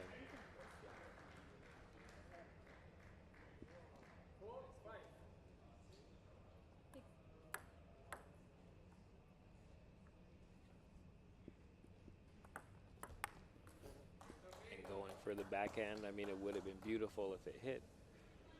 And so far, that's just 2 shots from Texas Wesleyan that they've missed. That's keeping MIT in this.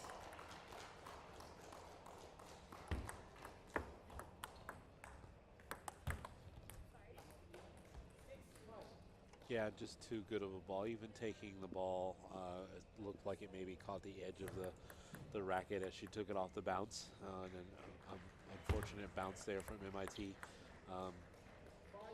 But again, this game was close enough that maybe Texas Wesleyan playing it a little relaxed early, that MIT, if they kept it close all the way through and take shots like that, that maybe then Wesleyan starts to think, okay, now I have to kind of tighten up, increase my intensity a little bit, and some things start to happen, just to make it interesting.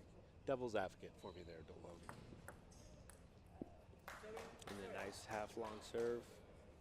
Kind of has Giachi second-guessing the timing and missing just a hair.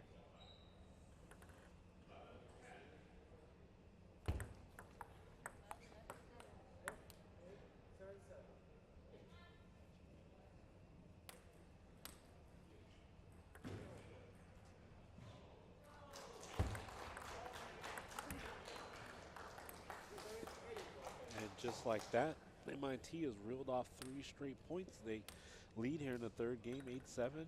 Jachi and then Texas Wesleyan to serve.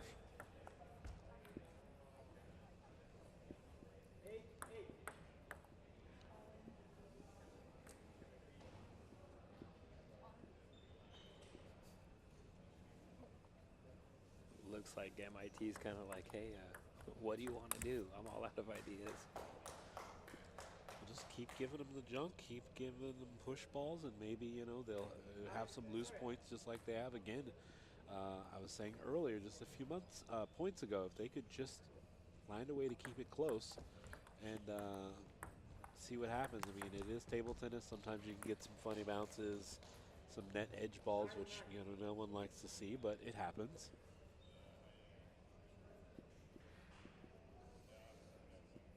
Well, they only need to figure out 2 points and see what they can do here.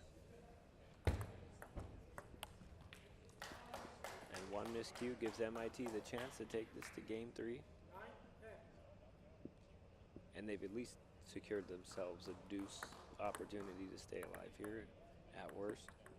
So much pressure on Jean Ting Lin here on this return.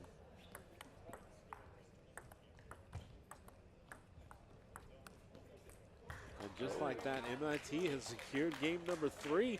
They almost had a look of surprise on the face themselves, but congratulations for them for staying in this game and giving themselves a chance. I mean, again, if they kept it close, they played their game, which is not initiating attack, not overhitting, will stay with heavy push, heavy chop.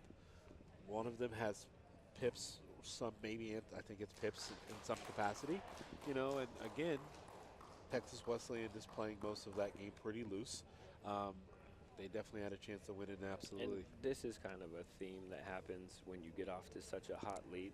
You feel like you don't even have to try, and then the other team can sneak up. So we'll see if game 4 is a a little bit one-sided when the girls come out to prove a point from Texas Wesleyan, but it also goes to show kind of the nature of this game in table tennis, that losing 11-3, losing 11-1, you would imagine they had no chance in game 3, but here we are, we're going to do a game 4. So it's definitely something, you know, unique to table tennis, and we appreciate it. Yeah, and to start Judge, and then with just a really heavy underspin serve there that the player from MIT dumped into the net. And now she plays it more open just to try to get it over, and it carries long. So I think the ladies from Texas Wesleyan will ultimately just want to get into this 4th game, take care of business, and get off the court.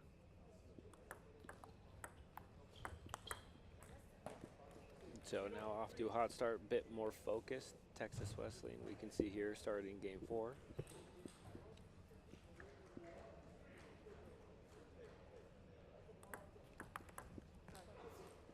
Yeah, and even the net ball is going the Wesleyan's way there.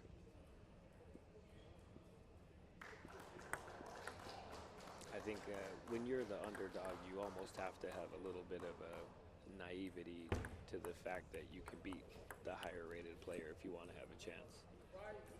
Yeah, it does. It all starts in your mind. There's nothing that you can do in a matter of moments of realizing you got to the quarterfinals to play the number 1 seed. It's not like you're going to be able to, you know, turn your level up to a number 2 seed, which is why they were able to win game 3, because they got into a situation where things could happen.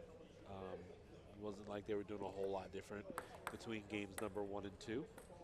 And now 0-6, even if you don't think that you have a chance, if you're MIT, do you take a timeout in the situation just to kind of give yourself a chance to think about what you could maybe do to turn this around? You could, but I don't think there's anything that they could really tell one another that they couldn't do just on a towel break, or had they gone to the towel break at 6 points, they could have quickly just said something to each other to say, hey, this is what we need to do. Just for a psych out session, like, hey, we got this. Like, no one else believes in us, but we believe in us, kind of thing. Like, something, right? If you can't beat them tactically or technically, maybe you need to just kind of throw stuff at the wall and hope for some luck. Yeah, it's just so hard at this level. Thinking about table tennis, maybe if they were both equal rated, then possibly. But I don't think that there's going to be a whole lot at this level that would disrupt Wesleyan. I mean, again, the only thing that could hurt Wesleyan at this point is Wesleyan. So, and I mean, there is a huge skill gap in table tennis, and it is hard to overcome. Where, you know, just 100 points difference between 2 players. Yeah, they proved it there. I mean, 11-1. What were they going to do about that? So unfortunate to see, but Texas Wesleyan, I mean, they are the number 1 seed for a reason, and we see right here that, you know, as much as MIT, the number 7 seed, put up a fight, it was Texas Wesleyan's day. They were smart, they were controlled, they were composed. So we want to wish, give a congratulations to Texas Wesleyan and hope for the best. We'll see how they do going into the next round of the Women's Championship doubles. Yeah, congratulations for MIT. I mean, a great run for them. Obviously captained by Sophie Wu. Again, she's proven NCTTA player. She's gotten her team to the finals of the championships a number of years, and their run is over, but I'm sure they're going to get ready for the team event that starts later this afternoon. If you're just tuning in, you're watching day 1 of the 2024 Collegiate National Table Tennis Championships. That was women's doubles quarterfinal action.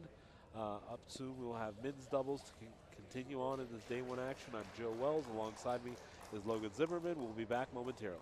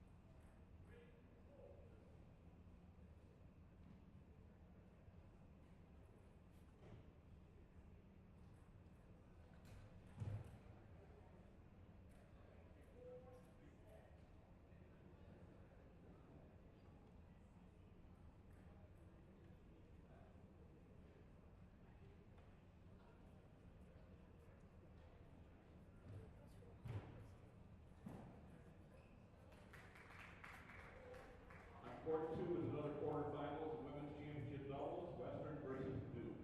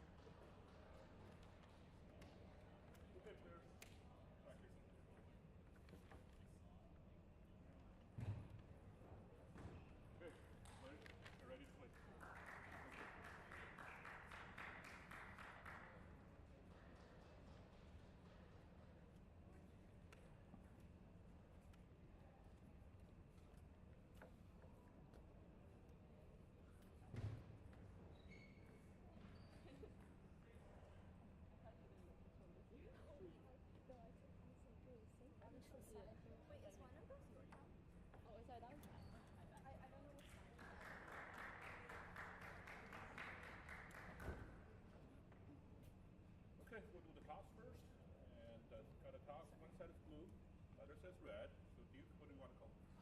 Blue. Blue? Okay.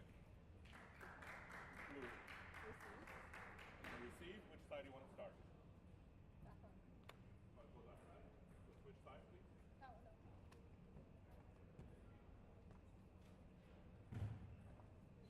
Now, who's going to serve first? So Joyce going to serve first, or who's going to receive on their side? Isabel going to receive. So.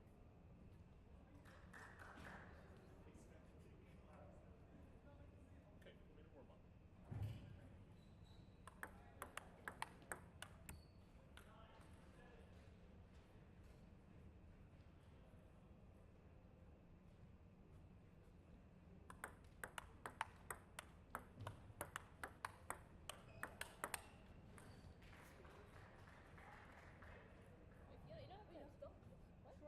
She have short. Oh. Where'd you have short pants? Last year. No, because I was. Wait, which side? Which side? Black. Okay. What? That's crazy. You just can't move. You just changed short pants. That's crazy. Okay.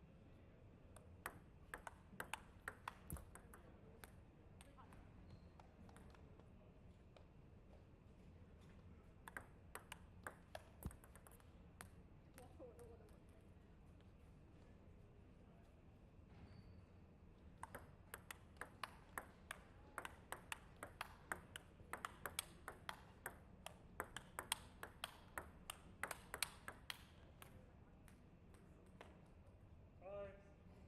Time. Women's double quarterfinal. Western versus Duke. Best of 5. Game 1. Western to serve. 0-0. 1-0.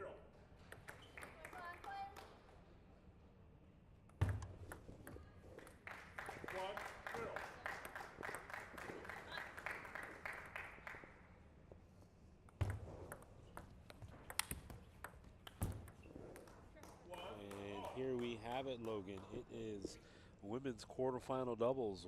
The number 3 seed from Western, Jiaqi Ni and Joyce Xu, versus the number 8 seed from Duke, Isabel Shong and Zheqi Shun.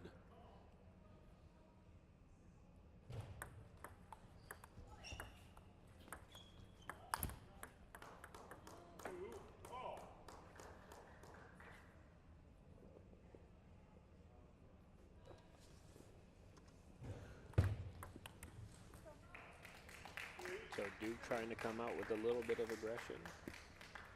See if they can get Western on their toes. Keep them honest.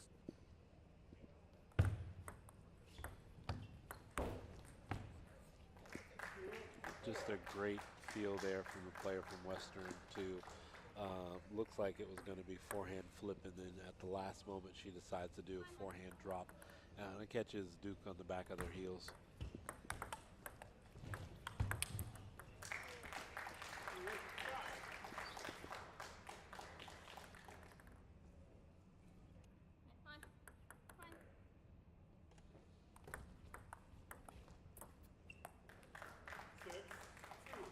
And I think the one thing that's going to stand out is the player from Duke, Joyce Hsu. She requires a lot of time on both sides. She's definitely going to be looking like the two-wing attacker on both sides, but her backswing is just so long on both sides, and the players from Western aren't giving her a whole lot of time to make really clean cuts on the ball. Interesting little like hybrid strawberry type shot there. I'm a big fan of seeing the misdirection and redirected points. And I think over the past few years, you know, you've seen a lot of it. Obviously the chop block, and then people kind of evolve to see what else they can do beyond chop block with the ball. And pro players are starting to get a lot more creative these days. So everyone else, it trickles down, right? You see the best in the world doing it on the world stage, and all of the players start copying. Or at least experimenting, like let me find my little neat thing that I can do.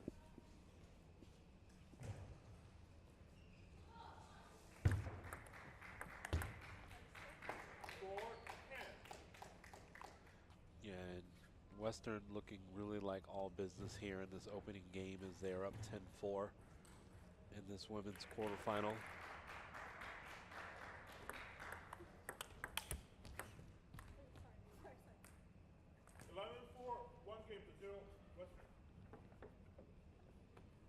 Western takes game number 1, 11-4. They play pair from Duke.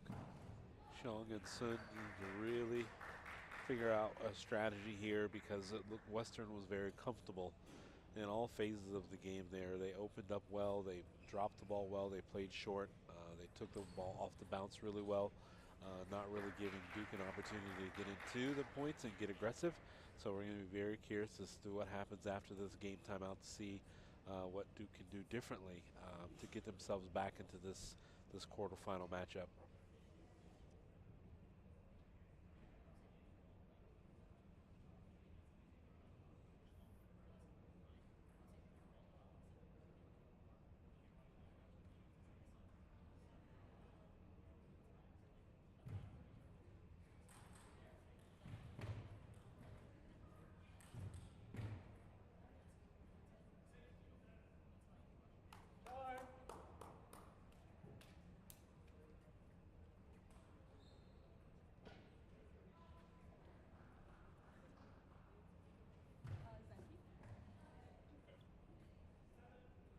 Game 2, Duke to serve, 0-0.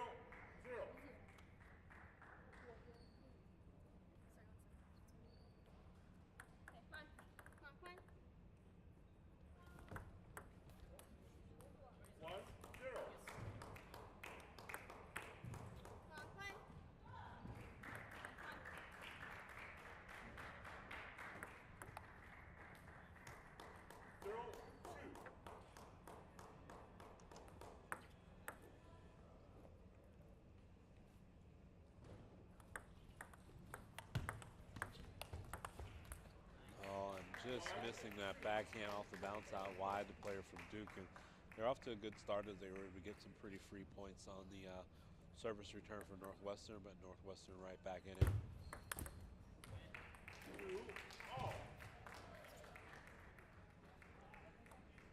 I like the decision there from the player from Duke, Joyce Hsu, to try to take the forehand flip out wide, just missing. 3-2.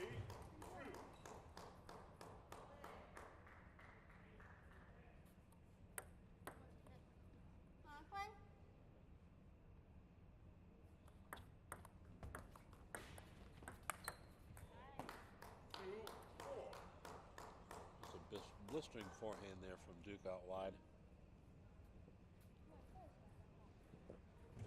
They lead 4-2 in game number 2.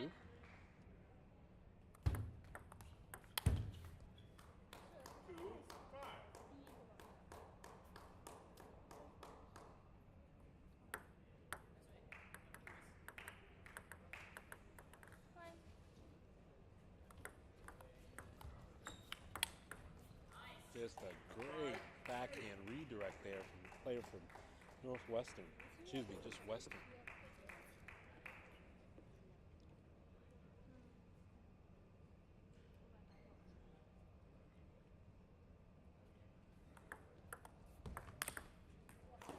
And it was all set up with the serve there, Logan. Gave her a slight tomahawk. It was a side underspin serve, not so much side top. Able to get the ball just up high enough so the Joyce Shue from Duke can take forehand down the line. Back to the same serve. This time a different option on the return. Instead of opening up with push, she elects to take a nice forehand roll up the line, and Western was able to win that point. It's very interesting, too. It talks about the skill of these young ladies, these players. We've seen it earlier. They're getting some of the same serves and then electing to return it a little bit differently, because that serve definitely looked same side top or tomahawk serve, if you will, from Duke. So Western's ability to make the adjustment on the return just shows you just how good they really are.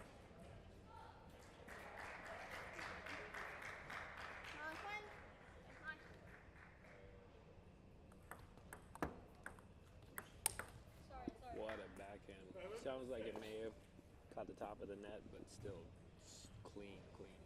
Yeah, just big, clean, two-wing the tack off the backhand side. Nothing really to apologize for, because even had it not hit the net, it still was going to be a really good ball.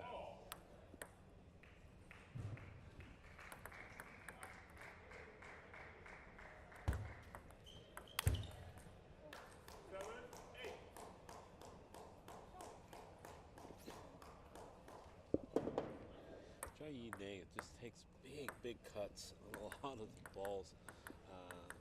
It's impressive that she just commits and goes for it. There's no second guessing that forehand. And you can tell that she's not playing with as much spin. I don't want to say she's not a spin player, but you have to be incredibly accurate to hit the ball how she hits it. However, if you can be that accurate, it is very difficult shots to deal with as a receiving opponent, and not that many people play with that much speed and pace.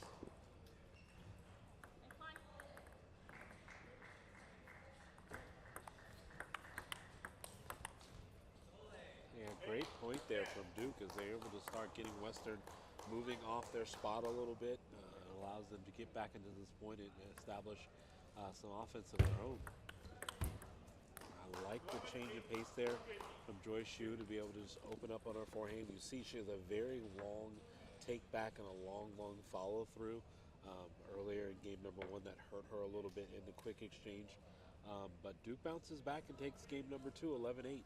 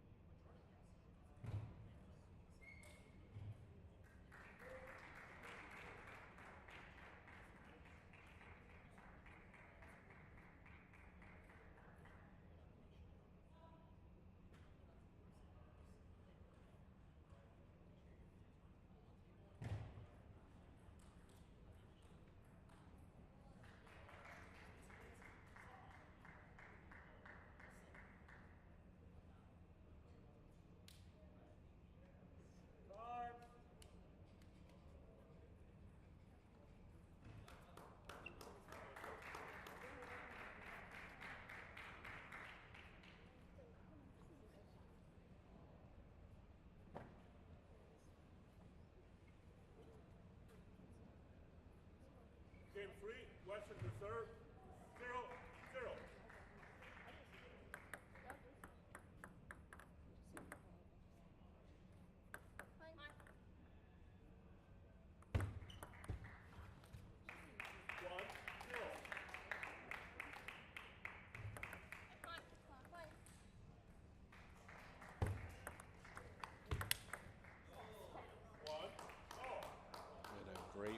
backhand there from Isabel Xiong, Duke.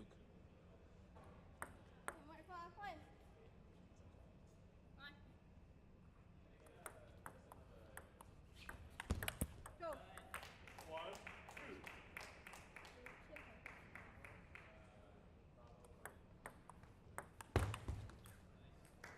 2 all.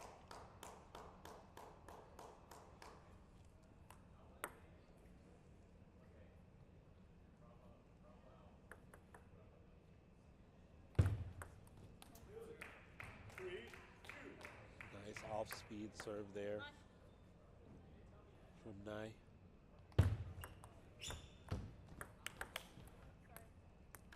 3 all.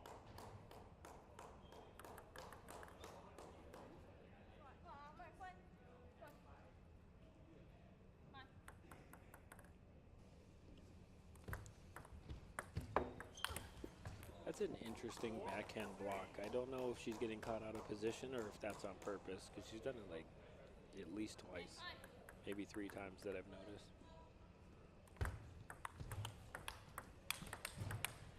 Yeah, just a great exchange there from all the opponents. You see Western really gets comfortable when the points get faster. They like the quick exchange. Again, I think that Duke is comfortable with it, but the real question is, Rishi Shun, whether or not she's able to make a quicker adjustment. Backswing's too long. Backswing she's just going to have to really shorten up that backswing and make it more compact. Left.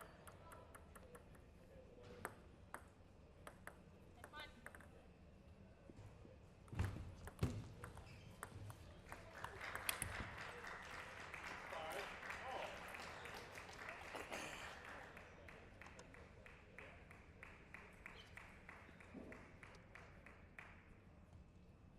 Let's go, play.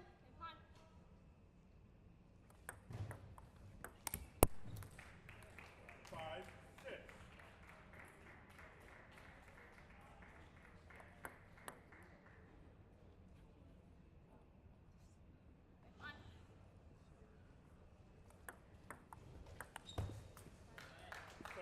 Just a backhand miss there from Isabel Xiong. I know she definitely wants that backhand rolled back.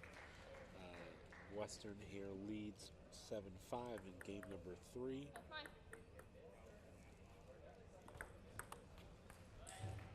8, 5.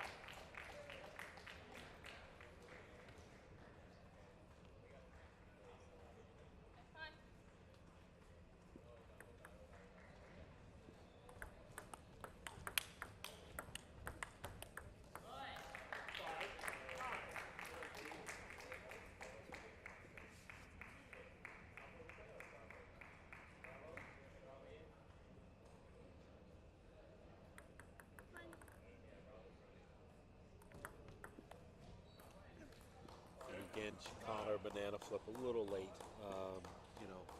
Really ideally you want to be able to catch that ball closer to the net at a higher point. She let it come off the table a little long and carried it long. Don't totally disagree with her shot selection, but she just would have been able to go a little bit more had she caught it higher on the table. Duke's still in this match. I think they definitely have a chance if they can just get a couple free points. But that forehand, the forehand of Jayi Nai of Western is just so big, and she just keeps coming and coming. She's going to keep barreling down on you with that big forehand, and Duke really hasn't had much of an answer if they ever leave the ball up long to her. 8, 10. And here we are at game point. Western, Duke to serve, trailing 8-10 in game number 3.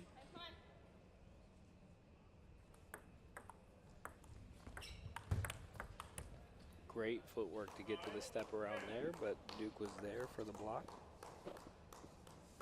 Does good heads-up patience. Sometimes players panic. Oh, they're going to attack. And wonderful. She, same thing that Western tried to pull off. Duke was like, hey, let me give it a shot. this is how it's done, basically. Now we're tied up on deuce. Yeah, and this is the rotation that's favored them with Duke attacking into the shoe. They really like that. So close. I mean, wonderful counterplay, but they just couldn't finish it off. She overcooked the backhand because they've been picking on the backhand most of this third game.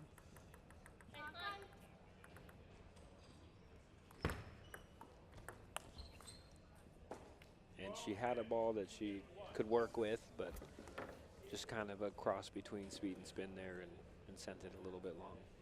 Yeah, and Western doesn't allow, they just don't allow game number 3 to slip away from them because it did have a slight momentum shift there where Duke was feeling comfortable with how things were setting up. They were getting them to get a ball to attack, and they were attacking out wide to the Joyce shoe backhand.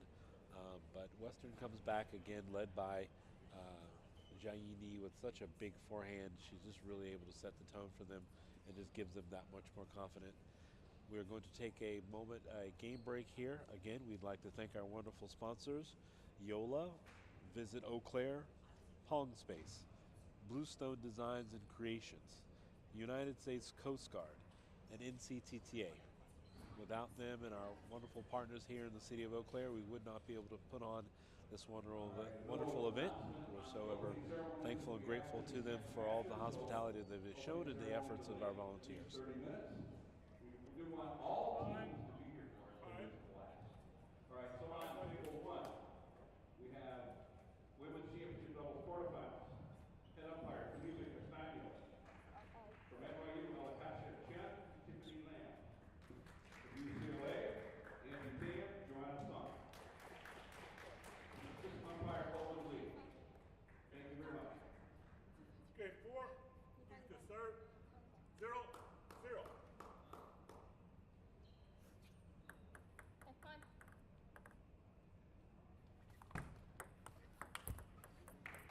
Zero, one.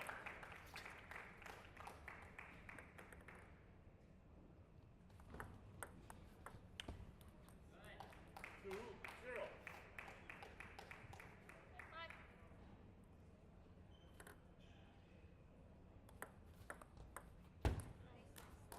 Two, one.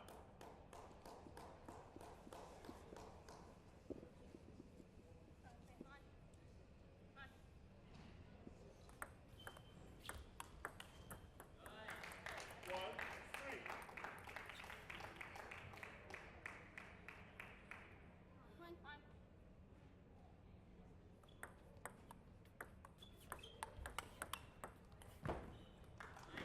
One, four.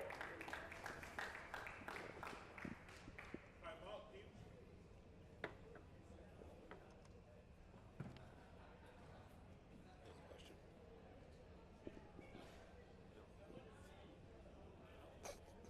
He wants to get closer to this.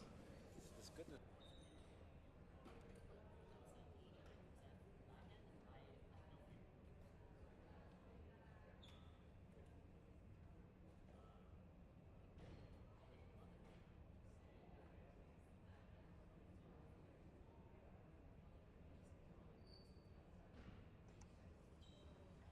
And we have a quick game timeout here.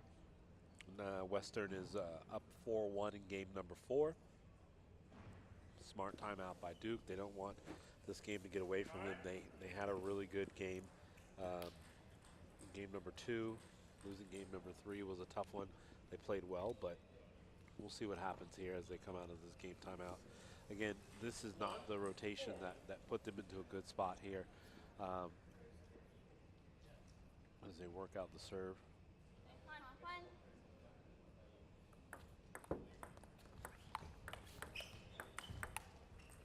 Two great backhands off the bounce and one on the move. That's actually quite harder to hit when you're hitting it in transition. So that was very impressive.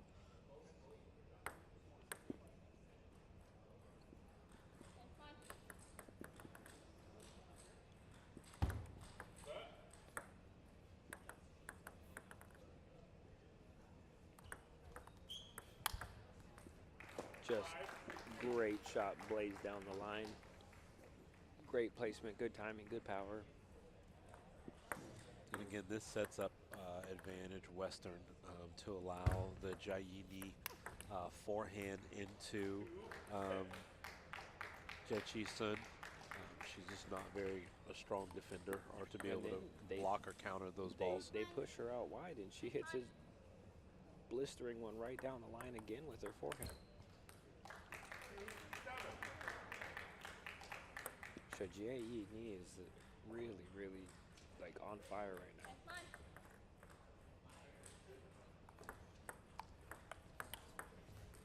Just a great combination there. You know, just throw it off with kind of that inside-out side spin flip down the line. She gets there late to the block, pops it up, and her partner just closes it out. Yeah, and that's a tough role for Joyce to not, do a lot with the ball, like not to set her partner up. Isabel Chong is played well this match, but she has to really defend, work hard. How about Jayini down the line, step around down the line, then she plays a touch shot inside out to set her partner up, and then she tricks with the serve off the fourth. Just incredible rallies, 4 in a row, to help set up this win and to close the match out against Duke. So, like, tip of the cap. That was just actually really amazing play strategically, technically. So that was really cool to see.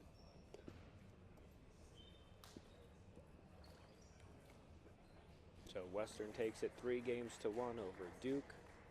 We want to wish them well in the tournament, and congratulations moving on to the next round. Western will ultimately see the winner of the NYU UCLA women's quarter. That's happening on table number 1 right now.